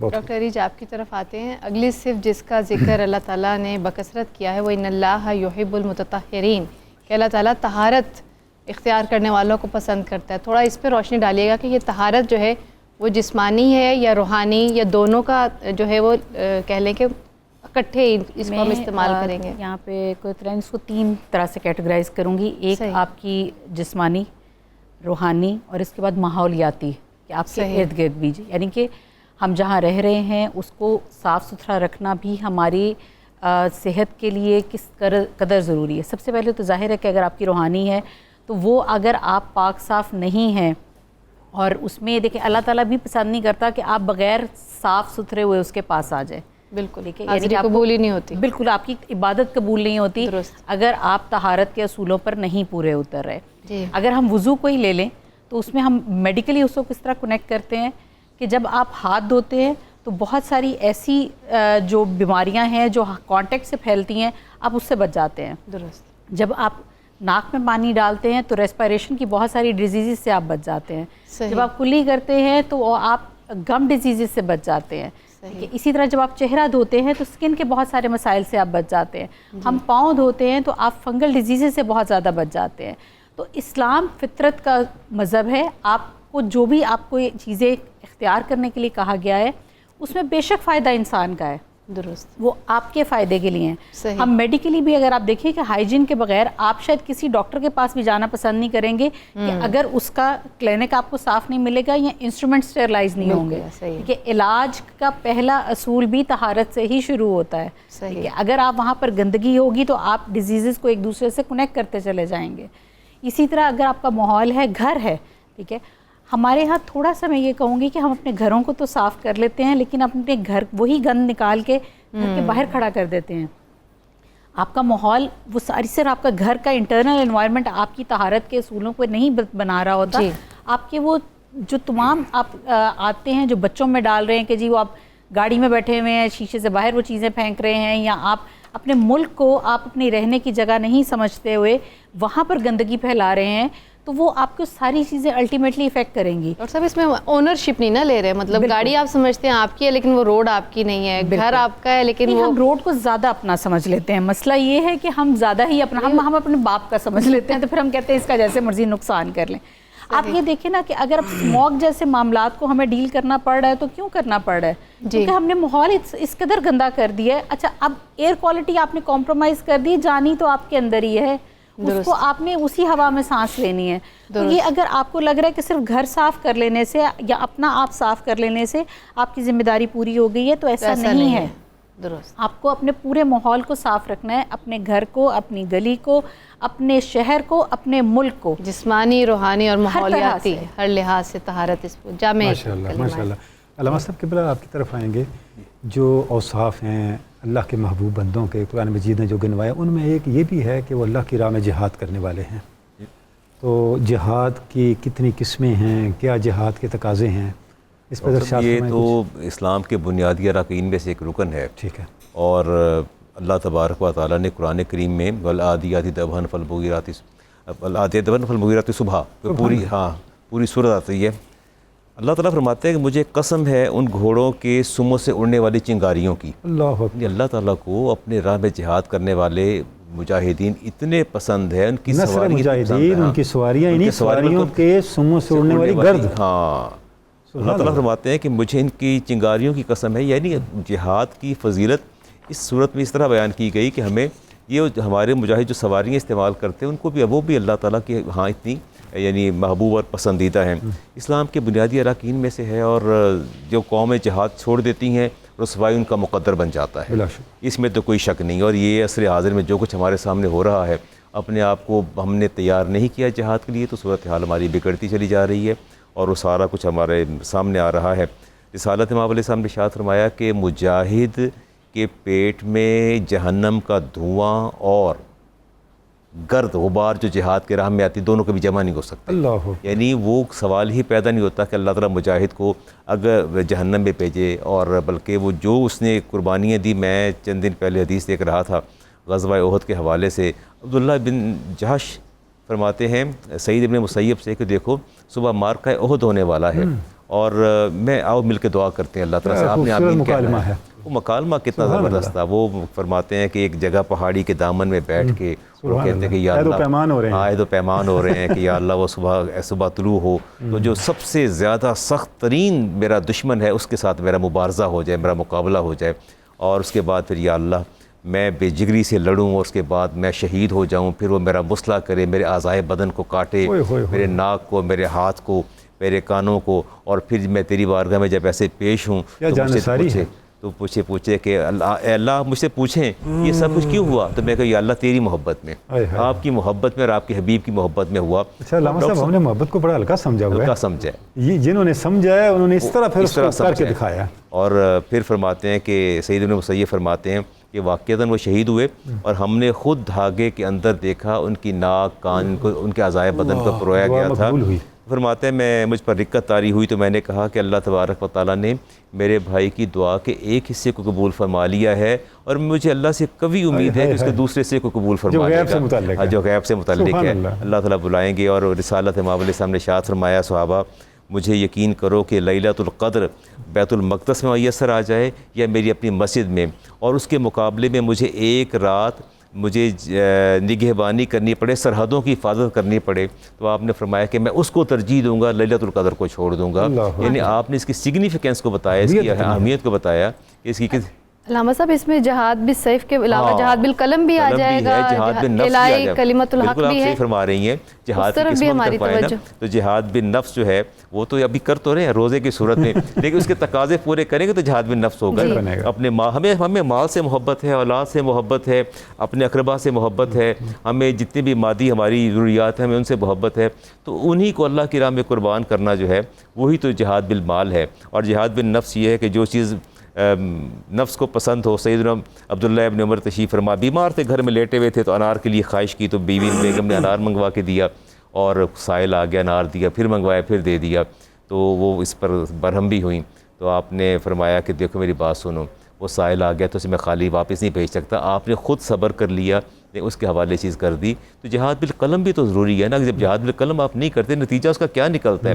جب آپ لوگوں کو موٹیویٹ نہیں کرتے، آپ حق جو ہے اس کو منظر عام پر نہیں لاتے اور باطل کو آپ کنڈیم نہیں کرتے، تو آپ دیکھیے کہ آنے والی نسل ہماری جو ہے وہ گمراہی کی دلدل میں دھکیلتی چلی جائے گی. تو ہمیں جہاد بالقلم بھی کرنا چاہیے، جہاد بالنفس بھی کرنا چاہیے، جہاد بالمال بھی کرنا چاہیے، جہاں جس کی ضرورت ہو، جس کی ضرورت ہو. آپ دیکھیں اگر ہم یہاں اس وقت غزہ نہیں جا سکتے تو کم از کم اپنے جذبات، اپنے قلم، اپنے احساسات، اپنے مال کے ساتھ ان کی مدد کر سکتے ہیں. تو مطلب اللہ شعور تو بیدار کر سکتے ہیں. شعور تو بیدار کر سکتے ہیں. تو یہ میں سمجھتا ہوں بنیادی چیزیں ہیں. ماشاءاللہ. شکریہ علامہ صاحب. ڈاکٹر فیض اللہ بغدادی صاحب آپ بیان فرمائیے گا. ابھی تک ہم نے ذکر کیا اللہ تعالیٰ کن لوگوں سے محبت کرتا ہے، ان صفات کا ذکر کیا.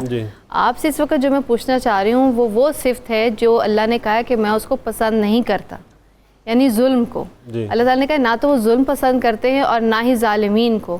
تو یہ جو عربی کی ٹرم ہے ظلم یا ظالم، اس کا کیا مفہوم ہے اور کون افرادی زمرے میں آتے ہیں؟ ظلم جو ہے اس کی اگر ہم ڈیفینیشن کی طرف جائیں تو اس کی ایک بڑی جامع تعریف ہمیں عربی کی کتابوں میں ملتی ہے کہ ظلم کی ڈیفینیشن میں کہتے ہیں کہ وضع الشیء فی غیر محلہ، کسی چیز کو اس کی محل، اس کی جگہ میں پراپر نہ رکھنا، یہ ظلم ہے. اب یہ اتنی جامع تعریف ہے کہ اس کو ہم جہاں جہاں بھی امپلیمنٹ کریں گے تو ہمیں ظلم سمجھ آتا جائے گا. ہم نے ظلم جو ہے نا یہ چند اعمال کا نام رکھا ہوا ہے کہ یہ ظلم ہے.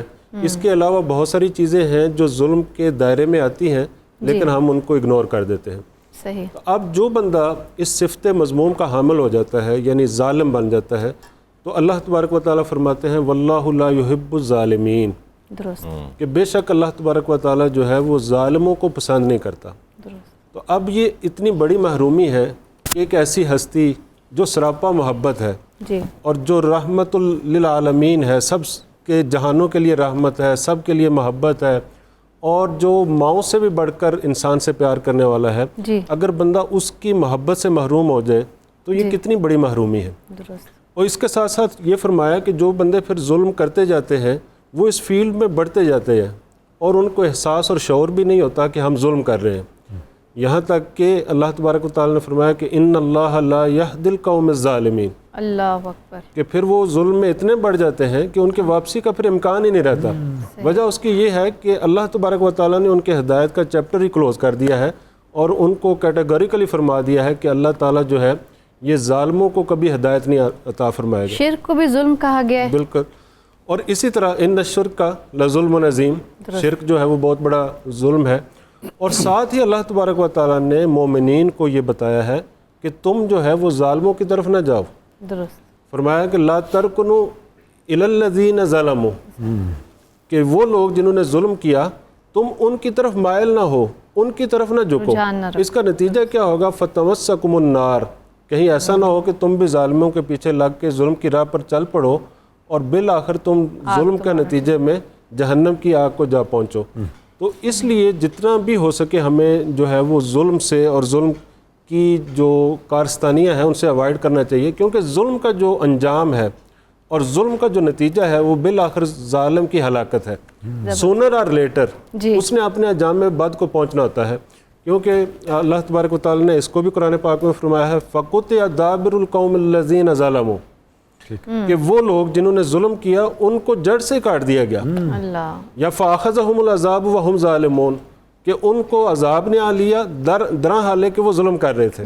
تو گویا وہ ظلم میں ہی مشغول رہتے ہیں تو ان کو جو ان کے ظلم کا انجام ہے ان کو آ پہنچتا ہے. اللہ تعالیٰ میں بچائے. اور اسی طرح اگر قیامت کے روز دیکھا جائے جہاں ہر کوئی جو ہے وہ ایک ایک نیکی کو ترس رہا ہوگا تو ظالموں کے لیے بڑی سخت وعید ہے.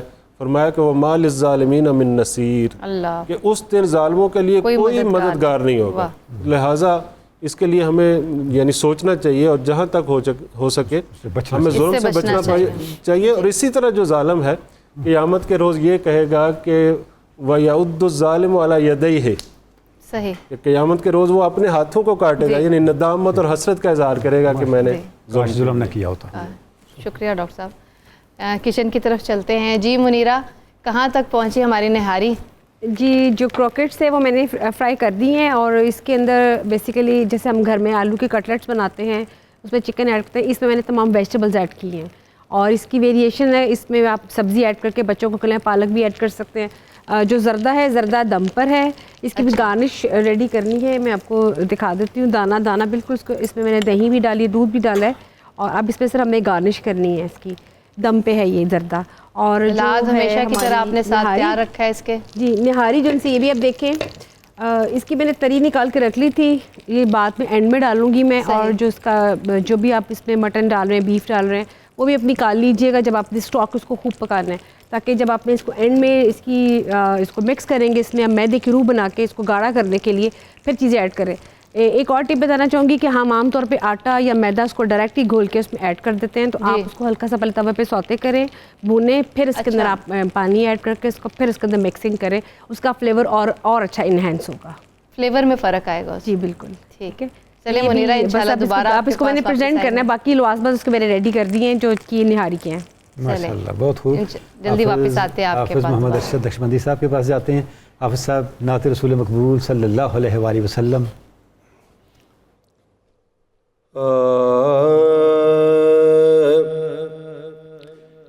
شاہ کونین نے جس وقت سوارے گے سو، شاہ کونین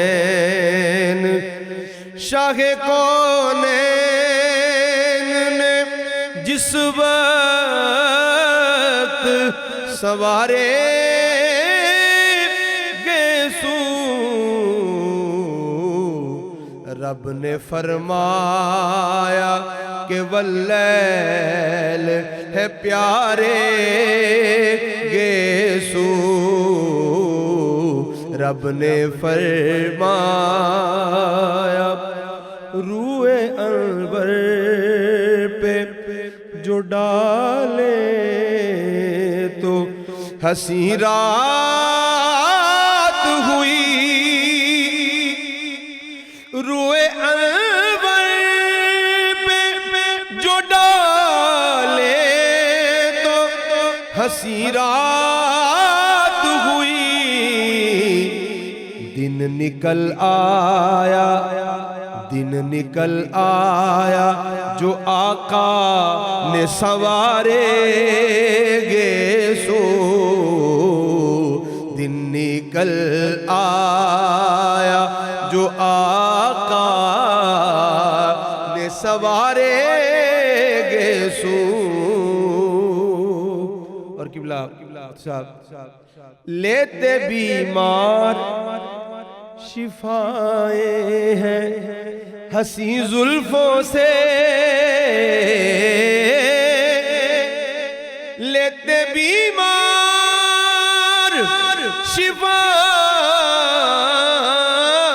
شفائیں ہیں حسین زلفوں سے، چومنے آئے چومنے آئے بصد شوق ستارے گے سو، چومنے آئے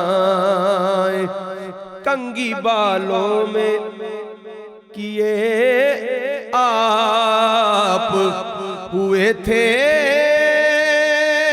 پیدا، کنگھی بالوں ہوئے تھے پیدا، کیوں کہ دست قدرت نے دست قدرت سے تھے خالق نے سوارے گے سو، ان کی خوشبو سے مہکتے ہیں گلستان سارے، خلد کے واسطے خوشبو کے ہیں دھارے گے سو، جب کبھی زلف ترشواتے تھے آقا ساجد، جب کبھی زلف ترشواتے تھے آقا ساجد مانگتے آپ سے اصحاب تھے سارے گیسو مانگتے آپ سے اصحاب تھے سارے گیسو شاہ کونین نے جس وقت سوارے گیسو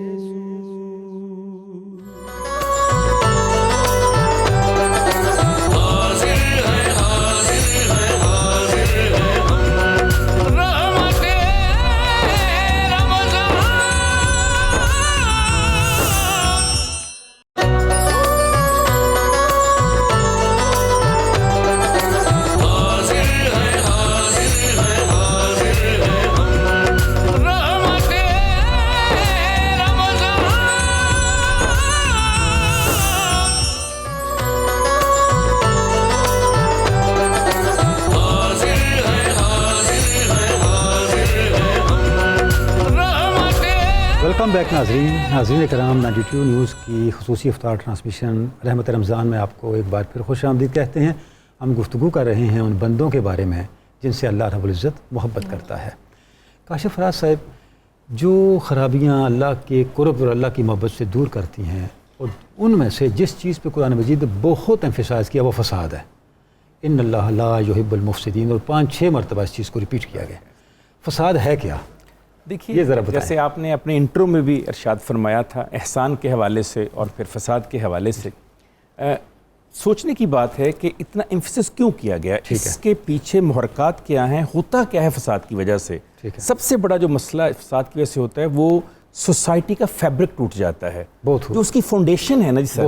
اچھا، جو آپ کا فیبرک ہی ٹوٹ جائے، دھاگا ہی ٹوٹ جائے، کھڑے کہاں ہوں گے؟ تو کھڑے کہاں ہوں گے آپ؟ فاؤنڈیشن ہی آپ کی ختم ہوگی، بنیادیں ہی آپ نے توڑ دی، خود دیمک ڈال دیا آپ نے اس کے اندر. اچھا، اس دوسرا مسئلہ کیا ہوتا ہے کہ سوسائٹی کھڑی ہے انسانی تعلقات کے اوپر، کنیکٹڈنس کے اوپر.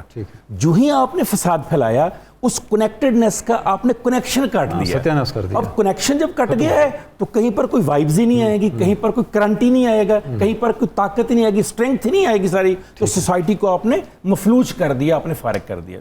تیسرا اس کا نقصان یہ ہوتا ہے کہ فساد پھیلنے سے رزق جو ہے اس کی بندش ہو جاتی ہے. کتنا بڑا ظلم کرتے ہیں آپ، رزق روک دیتے ہیں. فساد پھیلا دیا نا آپ نے، کام نہیں ہوگا، کاروبار نہیں ہوگا، ملک نہیں چلے گا، رزق کے مواقع رک جائیں گے، فیکٹریاں بند، سڑکیں بند ہو جائیں گی. کتنے لوگوں کا رزق وابستہ ہے اور ان لوگوں کے ساتھ کتنے لوگ اور وابستہ ہیں.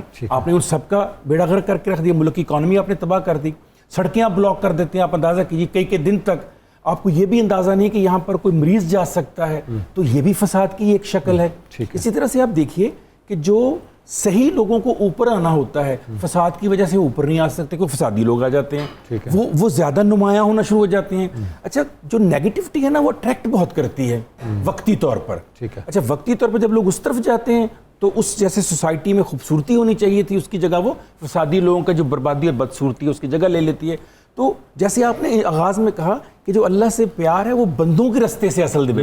تو جب بندوں کا رستہ یہی ہے کہ آپ جب تک بندوں کو صحیح اطمینان اور اچھے انداز میں پیس کے ساتھ، امن کے ساتھ، صبر و شکر، عفو درگزر کے ساتھ نہیں چلائیں گے تو فساد کی وجہ سے اس عرض کے اوپر انسان نہ اللہ کی بات کر سکے گا، نہ انسان انسانوں کی مدد کر سکے گا. یہ بھی تو عبادت ہے نا، یہ حقوق العباد بہت بڑی عبادت ہے. یہ دونوں ہم سے چھین جائیں گی اور پھر وہ پورا فساد کا رویہ ہوا. بہت خوب. ڈاکٹر ریچ آپ کی طرف آتے ہیں. دیکھیں کتنی حیران کن بات ہے کہ ابھی تک جتنی بھی ہم نے باتیں کہ کہیں بھی اللہ کی محبت سے دوری کا سبب نہ تو نماز کا ذکر آیا، نہ روزے کا، نہ حج کا، نہ زکوٰۃ کا. یعنی جو اللہ کے لیے عبادات ہم کرتے ہیں ان کا ذکر کہیں نہیں ہے. اس کی سزا ایک الگ ہے. لیکن محبت سے دوری میں جتنے بھی ہم نے صفات ڈسکس کی ہیں وہ دیکھیے کہ سب کی سب جو ہیں وہ انسانوں کے ساتھ جو کنیکٹ ہوتی ہیں. ایک اور صرف جس کا اللہ نے ذکر کیا ہے کہ اللہ اس کو پسند نہیں کرتا، وہ کذب ہے، جھوٹ ہے. اللہ نے کہا کہ جھوٹے کو اللہ تعالیٰ پسند نہیں کرتا. تو یہ جھوٹ بولنے سے ہماری شخصیت کس طرح متاثر ہوتی ہے، کیا خامیاں پیدا ہوتی ہیں اور دوسروں کو ہم کس طرح متاثر کرتے ہیں اس سے؟ देखें, अगर अभी तक वही हम जिस तरह बात कर रहे हैं कि अल्लाह ताला ने हकूकुल्लाह के मामले में नरमी दे दी, ठीक है, और आपको हकूकुल इबाद पे अल्लाह ताला ने इस कदर और मोहब्बत का और क्या तकाजा होगा कि वो ये कह रहे हैं कि मेरे बंदों से मोहब्बत करोगे, उसके हकूक़ पूरे करोगे तो हाँ मेरे लिए काबिल कबूल हो। तो अब आपके लिए, अब झूठ अगर आप बोल रहे हैं, अच्छा झूठ के नुकसानात सबसे पहले क्या होते हैं? आपका एतबार ख़त्म हो जाता है, ठीक है। अब मैं अगर फ़र्ज़ करें कॉमनली अपनी ज़िंदगी में झूठ बोलना शुरू कर देती हूँ तो वो आगे किस तरह से स्प्रेड होता जाएगा। मैं झूठ बोलूँगी, मुझे देखने वालों में सबसे पहले मेरी औलाद है, वो झूठ बोलेगी और वो उसको बिल्कुल जायज़ समझेगी और उसके बाद वो आगे से तबाही का बाहिस है। आप मुझे एक बात बताएं कि अगर हम सारे इसी एक रवश पे चल निकलें तो इसका आखिर क्या होगा? मुआशरे में किस कदर तबाही होगी कि किसी किस्म का एतबार नाम की कोई चीज़ ही नहीं। और अक्सर हमारी बहुत सारी आदात में बहुत कॉमनली शामिल हो जाता है, सही, उसको हम झूठ नहीं समझते। अब हमने बहुत सारे गुनाहों को ना बड़े अच्छे लिबास बनाने शुरू कर दिए हैं कि जी हम कह देते हैं अच्छा हम ये डिस्कस कर रहे हैं, या हम तो जी बस वैसे ही बात कर रहे थे, नहीं नहीं ये झूठ नहीं था, ये तो बस वैसे ही हमने एक दूसरा मायने पहना है। अगर हम अच्छा, अब सच बोलने का हमें क्या फ़ायदा है? सच बोलने का सबसे बड़ा फ़ायदा ये होता है कि आपका एतबार कायम हो जाता है, ठीक है, आप काबिल एतबार ठहरते हैं हर उस इंसान के लिए जो आपके इर्द गिर्द भी मौजूद है। और इसके अलावा वो लोग जो आपको जानते हैं या नहीं जानते हैं, वो ये ज़रूर उनको पता है कि हाँ ये सच्चा है। हमारे नबी पाक सल्लल्लाहु अलैहि वसल्लम के बारे में सबसे पहले जो चीज़ कि वो सादिक और अमीन, दुरुस्त, ठीक है। तो उसमें आपकी हर चीज़ की अच्छाई का सिलसिला जुड़ता ही आपके सच्चे होने से है। सही। आमतौर पे हमारे ज़ाहिरी हुलियों को देखा जाता है, उसके जो इबादत है उनको देखा जाता है, उसी से अंदाज़ा लगाया जाता है ये इस्लामी है या कितना इसके अंदर इस्लाम पाया जाता है। लेकिन अल्लाह का क्राइटेरिया कितना शुरू ही मुख्तलिफ है कि जहाँ आपने झूठ बोलना शुरू कर दिया। हम समझते हैं हमने नमाज़ पढ़ ली, हम मस्जिद चले गए तो जी हम इबादत गुजार हो गए हैं। वो डॉक्टर साहब देखिए ना, एक सहाबी रसूल आए तो उन्होंने कहा कि मैंने अभी अभी इस्लाम कबूल किया है, या रसूलल्लाह इतनी सारी चीज़ें मुझसे एकदम नहीं हो रही, मुझे कोई एक बता दें कि मैं शुरू करूं। तो आप सल्लल्लाहु अलैहि वसल्लम का झूठ छोड़ दो, सच बोलना शुरू कर दो। और फिर तारीख लिखती है कि जितनी भी खामियां थी वो सारी खत्म हो गई इससे खूबी की वजह से। वाह क्या बात। सुभान अल्लाह, सुभान अल्लाह। जी मुनीरा, कहाँ तक पहुँचा हमारा खाना? बस जो ज़र्दा था वो मैंने डिश आउट कर दिया है और जो थी निहारी अब मैं उसको भी करने लगी, उसका मैंने बस ऐड ही करना है। और बाकी की जो थे क्रोकेट्स वो मैंने डिस्प्ले में लगा दिए हैं। बस थोड़ा सा चीज़ों का ख्याल रखना पड़ता है क्योंकि वजह ये है कि निहारी की अगर ऊपर उसकी ऑयलिंग ना ऊपर आए सरफेस के ऊपर तो वो फिर उसका नहीं आएगा, अच्छी खूबसूरत लुक नहीं आएगी। देखिए मैंने इसके ऊपर इसकी डाल दी जो मैंने निकाल के रखी थी पहले से। अच्छा, तरी को आपने बाहर ही रखा है, उसको अंदर नहीं डालेंगे? पहले निकाल दी क्योंकि जब वो बॉइल्ड होती है ना तो फिर वो उसकी वजह से उसका थोड़ा सा ना वो कलर ख़त्म हो जाता है। इसके ऊपर धनिया की ज़्यादा गार्निश नहीं होगी, इसके ऊपर मैं जिंजर की करूँगी, साथ में थोड़ी सी अनियन की करूँगी, चाट मसाला साथ छिड़केंगे और ये साथ में लेमन, यानी बिल्कुल आखिरी मराहिल हैं। जी चलें इंशाल्लाह भी दोबारा आपके पास। जर्दे की भी गार्निश मैंने कर दी है, इस पर मैंने मिठाई डाली है, साथ में गिरी बादाम मेवा डाले हैं और इसमें मैंने फ्लेवर दूध का दिया, साथ में जब चीनी को मैंने मेल्ट की है देसी घी के साथ इसको बनाया है। और जो निहारी है इसको पकाते इसका स्टॉक ही बेसिकली होता है, अगर इसका जो यखनी होती है उसको जितना हम पकाएंगे तो उतना ही उसका अच्छा फ्लेवर निकलेगा। और निहारी ओवरनाइट ज़्यादा पकाएंगे तो ज़्यादा अच्छा फ्लेवर निकलेगा। तो ये आज की थी रेसिपीज़ जो मैंने बनाई है। चलें ज़बरदस्ती इंशाल्लाह आते हैं। माशाल्लाह अफ्तारी का वक्त भी करीब है और माशाल्लाह सामान भी तैयार है, अफ्तारी की कैफियत और जो है वो बढ़ रही है। हाफिज़ अरशद नक्शबंदी साहिब नाते रसूल मकबूल सल्लल्लाहु अलैहि वसल्लम।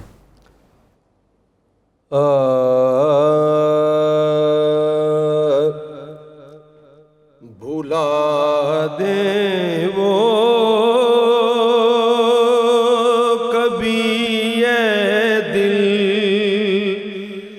नहीं ऐसा नहीं करते,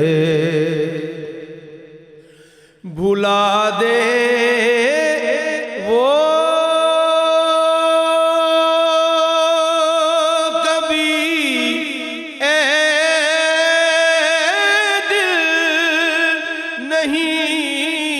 ऐसा नहीं करते, करीम अपने गुलामों को कहीं तन्हा नहीं करते, करीम अपने गुलामों को कहीं तन्हा नहीं کرتے کہیں سے بھی کوئی آئے کسی بھی وقت کچھ مانگے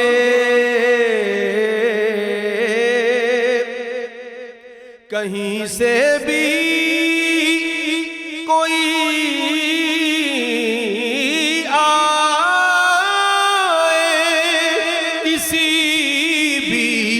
وقت کچھ مانگے کسی سائل کو شرمندہ شہ والا نہیں کرتے کسی سائل کو شرمندہ شہ والا نہیں کرتے نفس گم کر دمی آیت جنید و بایزیدی جا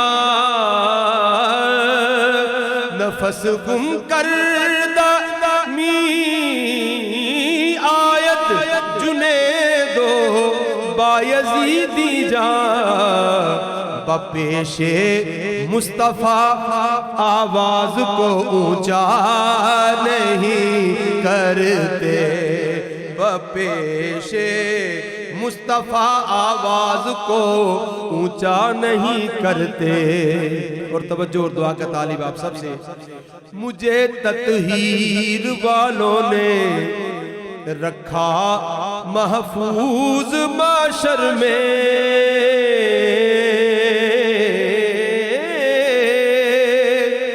مجھے تطہیر والوں نے رکھا محفوظ محشر میں میں جل کر راکھ ہو جاتا میں جل کر راکھ ہو جاتا وہ گر سایہ نہیں کرتے میں جل کر راکھ ہو جاتا وہ گر سایہ نہیں کرتے.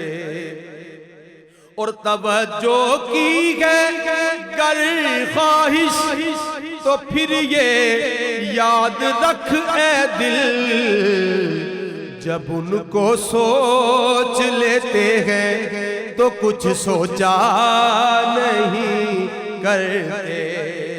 تیرے احوال غم کی خوب ہے ان کو خبر حسنی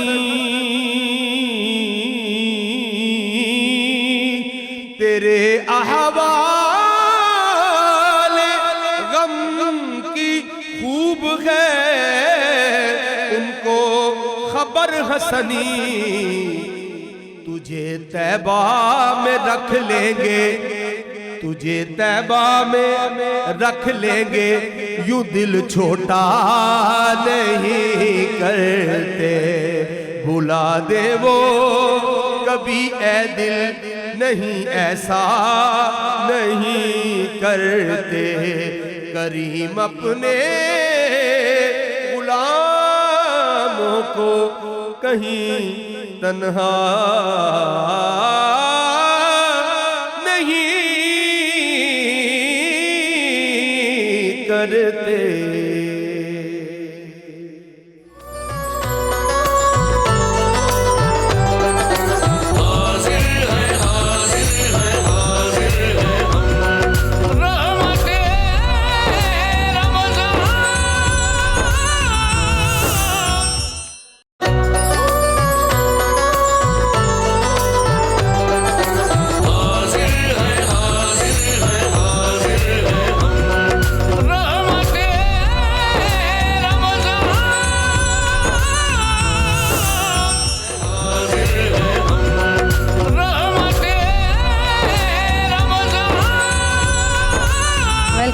بیک ناظرین، ہم آ چکے ہیں کچن میں. افطار کا وقت قریب ہے. شیف منیرہ ہمارے ساتھ ہیں.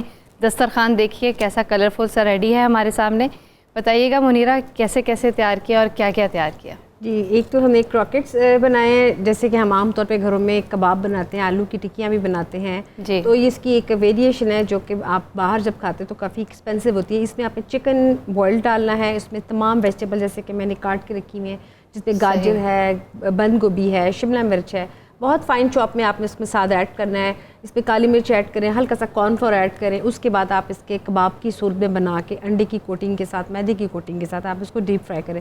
اگر آپ اس کو فریز کرنا ہے تو پھر آپ اس میں انڈے کی کوٹنگ مت کریں, صرف اس کو بنا کے رکھ لیں کارن فلور کے ساتھ. سیکنڈ منیرہ صاحبہ مجھے بتائیے گا, اس کٹلس کے اندر ہم چیز بھی ڈال سکتے ہیں؟ جی بالکل, چیز بھی ڈال سکتے ہیں آپ. اس کی شیپ کون سی بھی ڈفرینٹ کر چیز یہ بھی سکتے ہیں. بتائیے گا. آپ اس میں ڈالیں موزارلا چیز, اگر ڈالیں گے تو وہ جو اس کی لیئرنگ پیزا کی طرح آتی ہے وہ آپ اس میں بہت اچھی آ سکتی ہے. اور سیکنڈ جو ہم نے نہاری بنائی ہے, ٹفن میں بھی ہم بچوں کے اسکول ٹفن میں بھی ہم بھیج سکتے ہیں اس کو, لنچ میں بھیج سکتے ہیں. ہم اس کی بالز بنا لیں, چیز بالز بنا لیں, فریز ہو جائیں گے. ہاں جی فریز ہو جائیں گے. آپ اس میں انڈے کی کوٹنگ نہیں صرف کرنی, آپ نے اس کو ہلکا سا کارن فلور لگا کے تو آپ نے اس کو فریز کر دینا ہے ریپنگ شیٹ کے ساتھ. اور کتنا عرصہ چل سکتے ہیں فریز ہو کے؟ اگر فریز اپ کریں گے تو میرا خیال ہے کہ میں ریکمینڈ کروں, کیونکہ اس میں ساری ویجیٹیبلز ہیں, تو آپ کم سے کم 1 ویک سے زیادہ نہ اس کو کریں. اگر خالی چکن ہو تو پھر آپ اس کو زیادہ بھی کر سکتے ہیں, کیونکہ ویجیٹیبلز ہیں تو اس لیے آپ ویجیٹیبلز کو خشک کر کے پھر آپ اس کو سب بنائیں. پانی والی ویجیٹیبلز نہیں ہونی چاہیے. ماؤں کے لیے بڑا مسئلہ رہتا ہے کہ وہ لنچ ڈیلی چینج, بچوں کی فرمائش بھی ہوتی ہے کہ ایک لنچ کھا کے وہ تنگ آ جاتے ہیں. تو اس کے علاوہ بھی ہمیں کچھ ریسیپیز بتائیے گا. یہ آلو بچوں کا اتنا فیوریٹ ہے کہ اگر آلو کے اندر آپ تمام ان کی جو ویجیٹیبلز, ایون نٹس, جو بھی آپ فائن چاپ کر کے اس میں ایڈ کر کے ان کو دے دیں تو وہ کھا لیں گے. صحیح, ٹھیک ہے نا. جیسے میں اسموتھی ویسے تو سبزیاں آج کل بچے مجھے لگتا ہے کھاتے ہی نہیں, لیکن آپ ان کو دیں ان کو, یہ ضروری ہے ان کے لیے.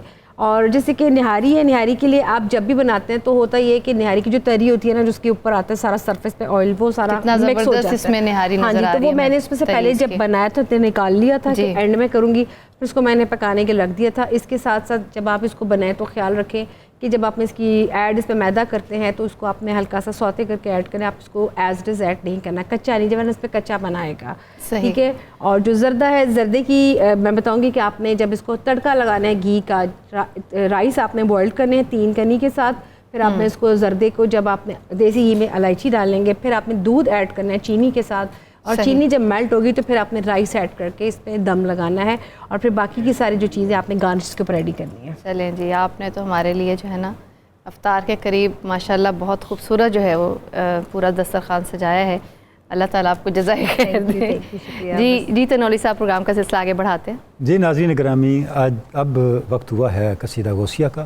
ہم مفتی محمد فاروق القادری صاحب کی آواز میں قصیدہ غوثیہ سنیں گے. اس کے بعد علامہ بدرالزمان قادری دعا کروائیں گے. اللهم صل على سيدنا ومولانا محمد معدن الجود والكرم وآله وبارك وسلم.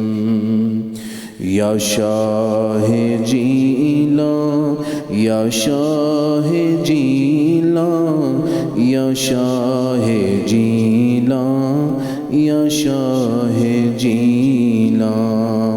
سقاني الحب كاسات الوصال فقلت لخمرتي نحوي تعالي. سعت ومشت لنحوي في كؤوس فهمت بسكرتي بين الموالي. فقلت لصائر الأقطاب لموا بحالي وادخلوا أنتم رجالي وهموا واشربوا أنتم جنودي فساق القوم بالوافي ملالي. شربتم فضلتي من بعد سكري ولا نلتم علوي واتسالي. مقامكم العلا جمعا ولكن مقامي فوقكم ما زال عالي. يا شاه جيلان, يا شاه جيلان, يا شاه جيلان, يا شاه جيلان. أنا في حضرة التقريب وحدي يصرفني وحسبي ذو الجلال. أنا البازي واشهب كل شيخ ومن ذا في الرجال يعطي مثالي. كساني خلعة بطراز عزم وتوجني بتيجان الكمال. وأطلعني على سر قديم وقلدني وأعطاني سؤالي. وولاني على الأقطاب جمعا فحكمي نافذ حافظ في كل حال فلو ألقيت سري في بحار لسار الكل غورا في الزوال ولو ألقيت سري في جبال لدقت واختفت بين الرمال ولو ألقيت سري فوق نار لخمدت والتفت من سر حالي ولو ألقيت سري فوق ميت لقام بقدرة المولى تعالي يا شاهدينا يا شاهدينا يا شاهدينا يا شاهدينا وما منها شهور أو ظهور تمر وتنقضي إلا أتاني وتخبرني بما يأتي ويجري وتعلمني فاقصر عن جدالي مريديهم وطب واشتح وغني وافعل ما تشاء فالاسم علي مريدي لا تخف الله ربي عطاني رفعة نلت المنال طبولي في السماء والأرض دقت وشوص السعادة قد بدا لي بلاد الله ملكي تحت حكمي ووقتي قبل قلبي قد صفالي نظرت إلى بلاد الله جمعا كخردلة على حكم اتصالي مريدي لا تخف واشل فإني عزوم قاتل عند القتال يا شاهدي لا يا شاهدي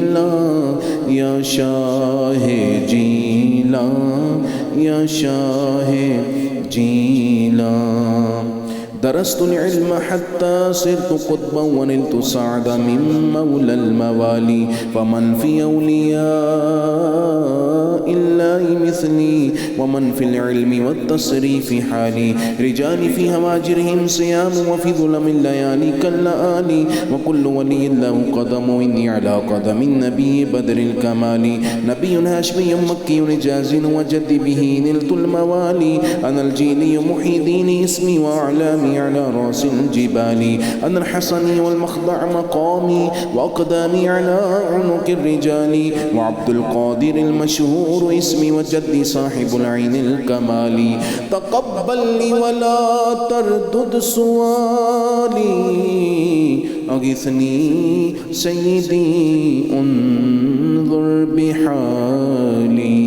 يا شاهدي لا يا شاهدي لا يا شاهدي لا يا شاهدي لا اللهم صل على سيدنا ومولانا محمد معدن الجود والكرم وآله وبارك وسلم يا رحمن يا الله يا رحمن يا الله يا رحمن يا الله يا رحمن يا الله يا غفار يا الله يا غفار يا الله يا غفار يا الله يا غفار يا الله يا رزاق يا الله يا رزاق يا الله يا رزاق يا الله يا رزاق يا الله يا رزاق يا الله يا سلام يا الله يا سلام يا الله يا سلام يا الله يا سلام يا الله يا حي يا قيوم يا حي يا قيوم يا حي يا قيوم يا حي يا قيوم يا الله يا الله يا الله يا الله یا اللہ یا اللہ یا اللہ یا اللہ یا اللہ یا اللہ یا مسبب الاسباب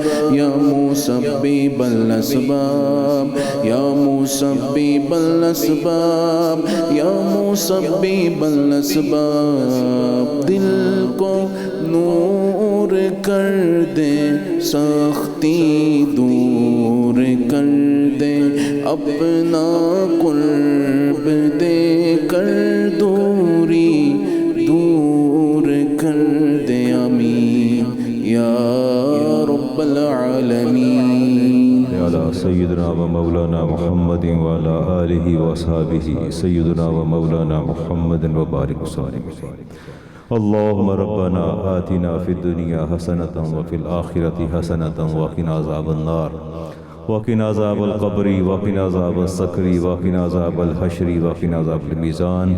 اے مالک کریم ہمارے آج کے روزے کو اپنی بارگاہ میں قبول و منظور فرما لے۔ یا اللہ اس ماہ صیام میں ہم نے جو گزشتہ روزے رکھے ان کو بھی اپنی بارگاہ میں قبول و منظور فرما لینا۔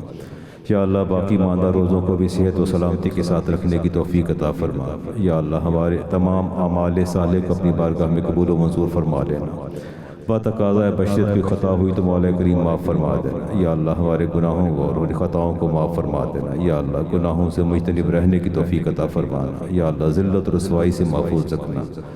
یا اللہ عزت و آبرو کی زندگی عطا فرمانا، عزت و آبرو کی موت عطا فرمانا۔ یا اللہ بیماروں کو صحت کامل عاجلہ عطا فرما دینا، پریشان حالوں کی پریشانی کو دور فرما دینا۔ یا اللہ جو مقروض ہیں انہیں قرض سے نجات عطا فرما دینا۔ یا اللہ جتنے مسلمان بیمار ہیں انہیں بھی صحت کلی، جہاں گھروں میں ہیں ہاسپٹلز میں صحت عطا فرما دینا۔ یا اللہ بطور خاص ہم دستہ دعا ہیں یا اللہ اہل فلسطین پہ اپنا فضل و کرم فرما دے۔ یا اللہ اہل کشمیر پہ اہل یمن پہ اپنا فضل و کرم فرما دے۔ مولا کریم ان کی قربانیوں کو اپنی بارگاہ میں قبول فرماتے ہوئے یا اللہ انہیں الگ آزاد ریاست مملکت عطا فرما دینا۔ یا اللہ جہاں مسلمان مغلوب ہیں غالب فرما دے۔ یا اللہ جہاں محکوم ہیں انہیں حاکم فرما دے۔ یا اللہ خطہ پاکستان کے لیے دعا گو ہیں۔ یا اللہ پاکستان کو سیاسی، معاشی، دفاعی، اقتصادی ہر حوالے سے استحکام نصیب فرما دے۔ یا اللہ امت مسلمہ کو ایک پلیٹ فارم پر جمع ہونے کی توفیق عطا فرما دے۔ یا اللہ جن گھروں میں جوان بچیاں موجود ہیں مولا کریم ان کے لیے اچھے گھر عطا فرما دے۔ جو طلبہ حصول علم کے لیے، حصول رزق کے لیے باہر ہے ملک سے یا اللہ ان کی حفاظت فرمانا۔ یا اللہ جو علم کی تلاش میں سرگرداں ہیں مولا کریم ان پہ اپنا فضل و کرم فرما دینا۔ یا اللہ پریشانیوں سے محفوظ رکھنا۔ یا اللہ بے آبرو ہونے سے محفوظ رکھنا۔ یا اللہ اپنے محبوب کی سچی محبت، عشق اور اطاعت نصیب فرمانا۔ اللہم انی علی ذکرک و شکرک و حسن عبادتک افوض امری اللہ ان اللہ بصیر بالعباد وصلی اللہ تعالی علی خیر خلقہ نور عرشہ محمد وعلی آلہ واصحابہ اجمعین برحمتک یا الرحیم۔ ناظرین کرام، لاہور اور اس کے مضافات میں افطاری کا وقت قریب ہے۔ آپ بھی افطار کیجئے، ہم بھی افطار کرتے ہیں۔ افطار کا وقفہ ہوگا، اس کے بعد آپ سے پھر ملتے ہیں۔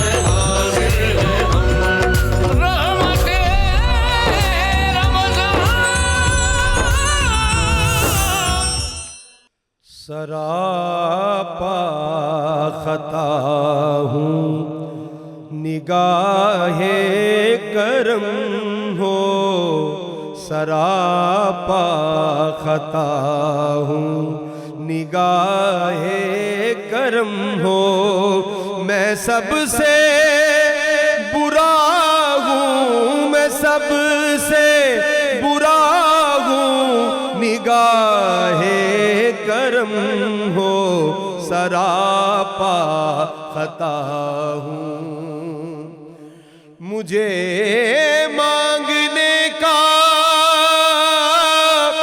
سلیقہ نہیں ہے، مگر مانگتا ہوں، مگر مانگتا ہوں، निगाह करम हो मगर मांगता हूँ हुजूर आपसे आपको मांगता हूँ हुजूर आपसे आपको मांगता हूँ मैं फकीर आपका हूँ फकीर आपका अब निगाह करम हो मेरी दास्तां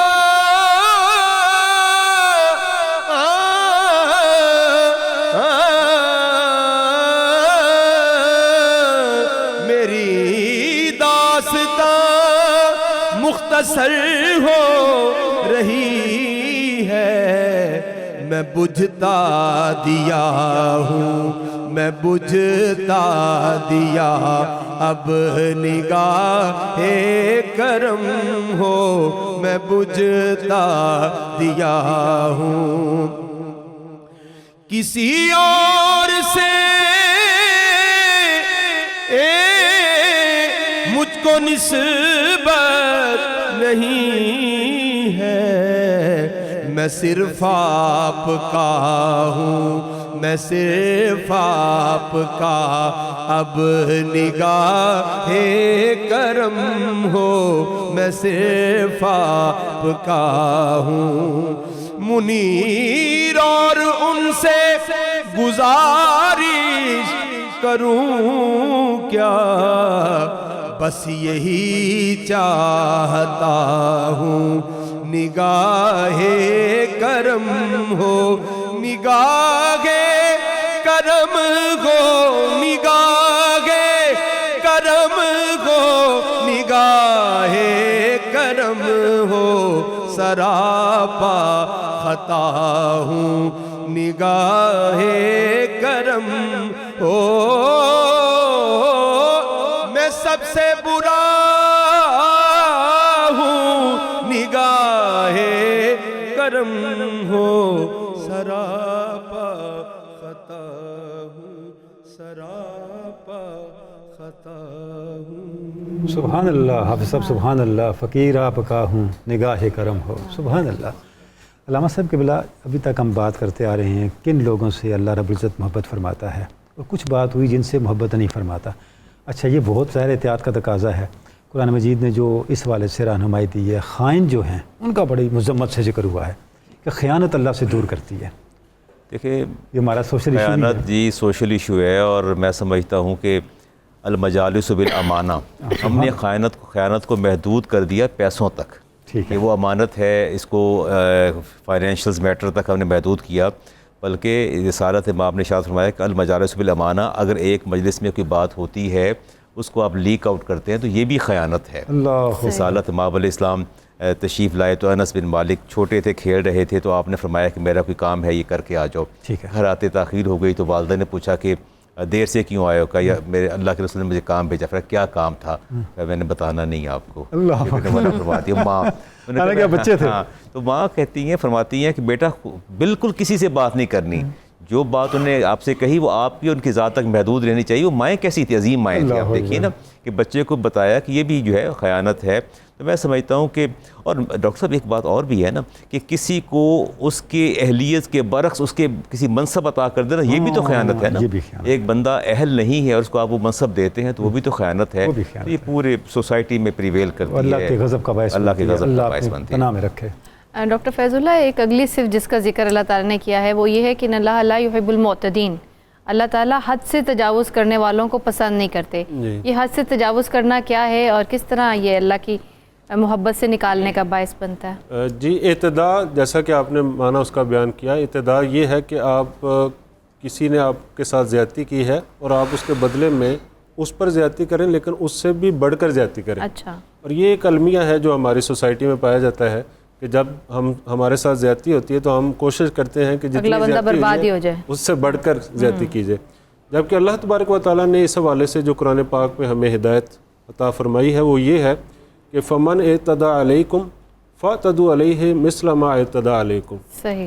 یعنی تم پر اگر کوئی زیادتی کر بیٹھتا ہے تو اگر یعنی پہلے تو یہ ہے کہ والعافین عن الناس درست کہ لوگوں کو معاف کر دو، والکاظمین الغیظ تو جو غیظ اور غصے کو پی جاؤ، تو یہ صفات مومنین کی ہیں، ان مومنین کی جن سے اللہ محبت کرتا ہے.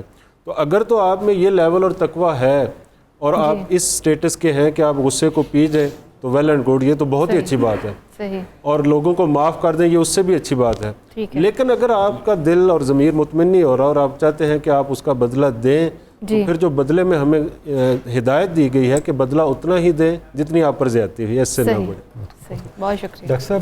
یہ جو خامیاں اور نقائص جو اللہ سے دور کرتے ہیں، اچھا ان میں ایک بڑی بات ناشکرا پن ہے، اور میرا خیال ہے یہ وہ ایسا نقص ہے نظر بھی آتا ہے بندہ اللہ سے دور ہو گیا. صحیح. اس پہ کچھ ارشاد فرمائیں. گریٹیٹیوڈ اتنی اہم چیز ہے، سپاس گزاری اور شکر گزاری، کہ اس وقت ہم 2025 میں جو سٹریس کا علاج کر رہے ہیں نا، فرسٹریشن کا علاج کر رہے ہیں، ڈپریشن کا علاج کر رہے ہیں، انگزائٹی کا علاج کر رہے ہیں، نفسیاتی امراض جتنے بھی ہیں پوری ورلڈ کے اندر، اس میں ہم نفسیاتی مریض کو کہتے ہیں کہ تمہیں جتنی نعمتیں دی گئی ہیں، جتنا تمہارے لیے اس کا گریٹیٹیوڈ، اس کا.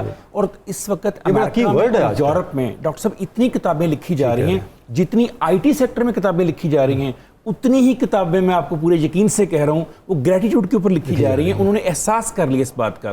ایک اور چیز جو میں نے لرن کی جب میں باہر گیا اور مسلم ممالک میں گھوما، انہوں نے مجھے بتایا کہ آپ پاکستان میں صرف شکر ادا کرتے ہیں، منواتے نہیں ہیں. انسانوں سے اپنی شکر گزاری سپاسگزاری منوایا کریں. کیسے منوایا کریں؟ کہ ان سے کہا کریں کہ کیا آپ خوش ہیں مجھ سے. کیا بات ہے. وہ ایسے نہیں آپ نے بات کر دینی. تو شکر گزاری اتنی بڑی نعمت، اور ناشکراپن اتنا ناپسند ہے اللہ تعالیٰ کو، اپنا بھی اور اپنے بندوں کا بھی. اور چھوٹی چھوٹی باتوں کے اوپر آپ کو ثواب مل رہا. کسی نے گلاس پانی کا دیا، راستہ دے دیا، کسی نے گاڑی آہستہ کر لی، کسی نے دروازہ کھول دیا. لیکن نا نیکیاں آپ سارا دن صرف شکر گزاری اور سپاس، اتنا ہی آپ نے کہنا جزاک اللہ، سبحان اللہ، مہربانی، شکریہ، اور اللہ تعالیٰ خوش ہو گیا، آپ اس کے بندے بن گئے. سبحان اللہ، سبحان اللہ. ڈاکٹر عریج آپ بتائیے گا، اگلی جو صفت جس کا ذکر کرنے جا رہے ہیں ہم وہ ہے تکبر کے. تو اللہ تعالیٰ نے کہا کہ میں تکبر کرنے والوں کو پسند نہیں کرتا. یہ ہمیں کس طرح سے نقصان پہنچاتا ہے؟ دیکھیں آپ، سب سے پہلی بات، اب اگر آج تک کی تاریخ میں ہم دیکھیں تو شیطان کا وہ کون سا عمل تھا جس کی وجہ سے وہ رہتی دنیا تک تا قیامت وہ مردود قرار پایا؟ درست. تکبر. اس کو اپنی عبادت کا تکبر تھا. اس نے، اور آپ جھوٹ نہیں بولا تھا، ٹھیک ہے، اس نے خیانت نہیں کی تھی، اس نے ظلم نہیں کیا تھا، اس نے کیا کیا تھا؟ تکبر کیا تھا.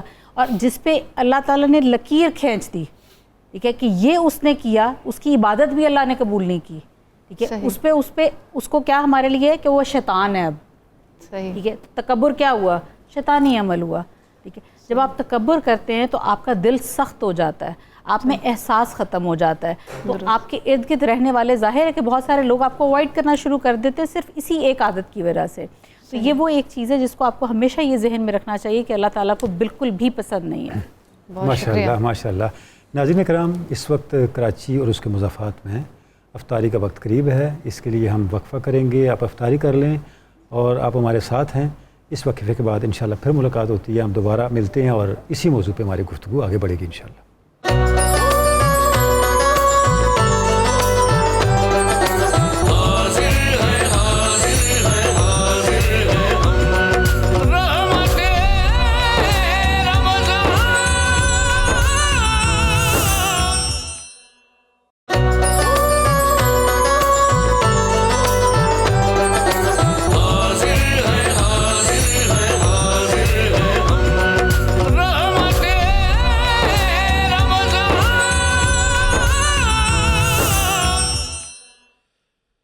بکھری پڑی ہے طیبہ میں خوشبو گلی گلی،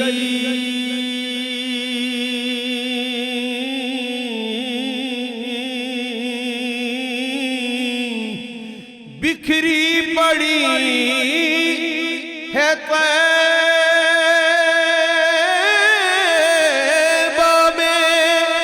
خوشبو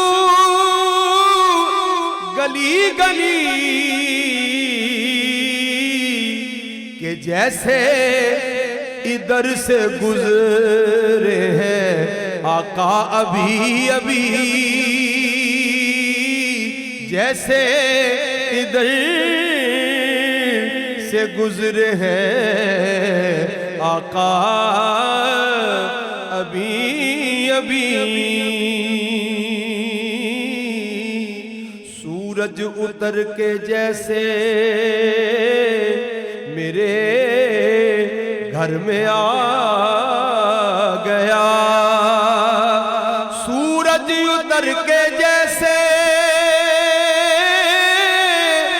میرے گھر میں آ گیا،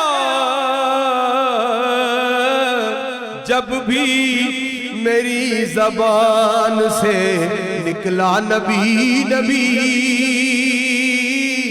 جب بھی میری زبان سے نکلا نبی نبی، جیسے ادھر سے گزرے ہیں آقا ابھی ابھی۔ اور حضور کی بارگاہ سے مانگنے کا معیار کیا ہونا چاہیے کہ پاس ادب سے میں نے وہاں کچھ نہیں کہا،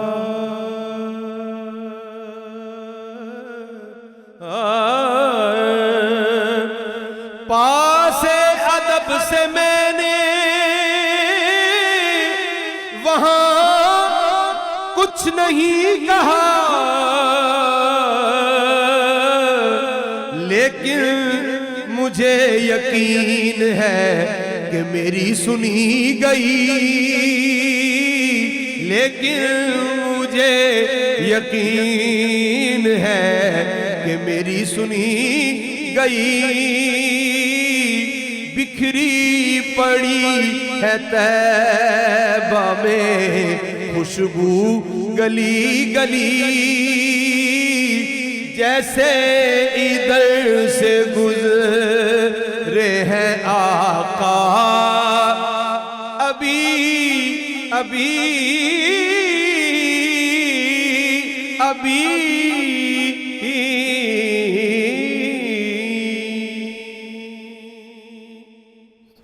ماشاء اللہ افسر، ماشاء اللہ۔ ناظرین کرام، 92 نیوز کی آج کی خصوصی افطار ٹرانسمیشن رحمت رمضان اختتام پذیر ہو رہی ہے۔ ہم آپ سے اجازت چاہیں گے، انشاءاللہ کل اسی وقت آپ سے پھر ملاقات ہوگی، تب تک کے لیے خدا حافظ۔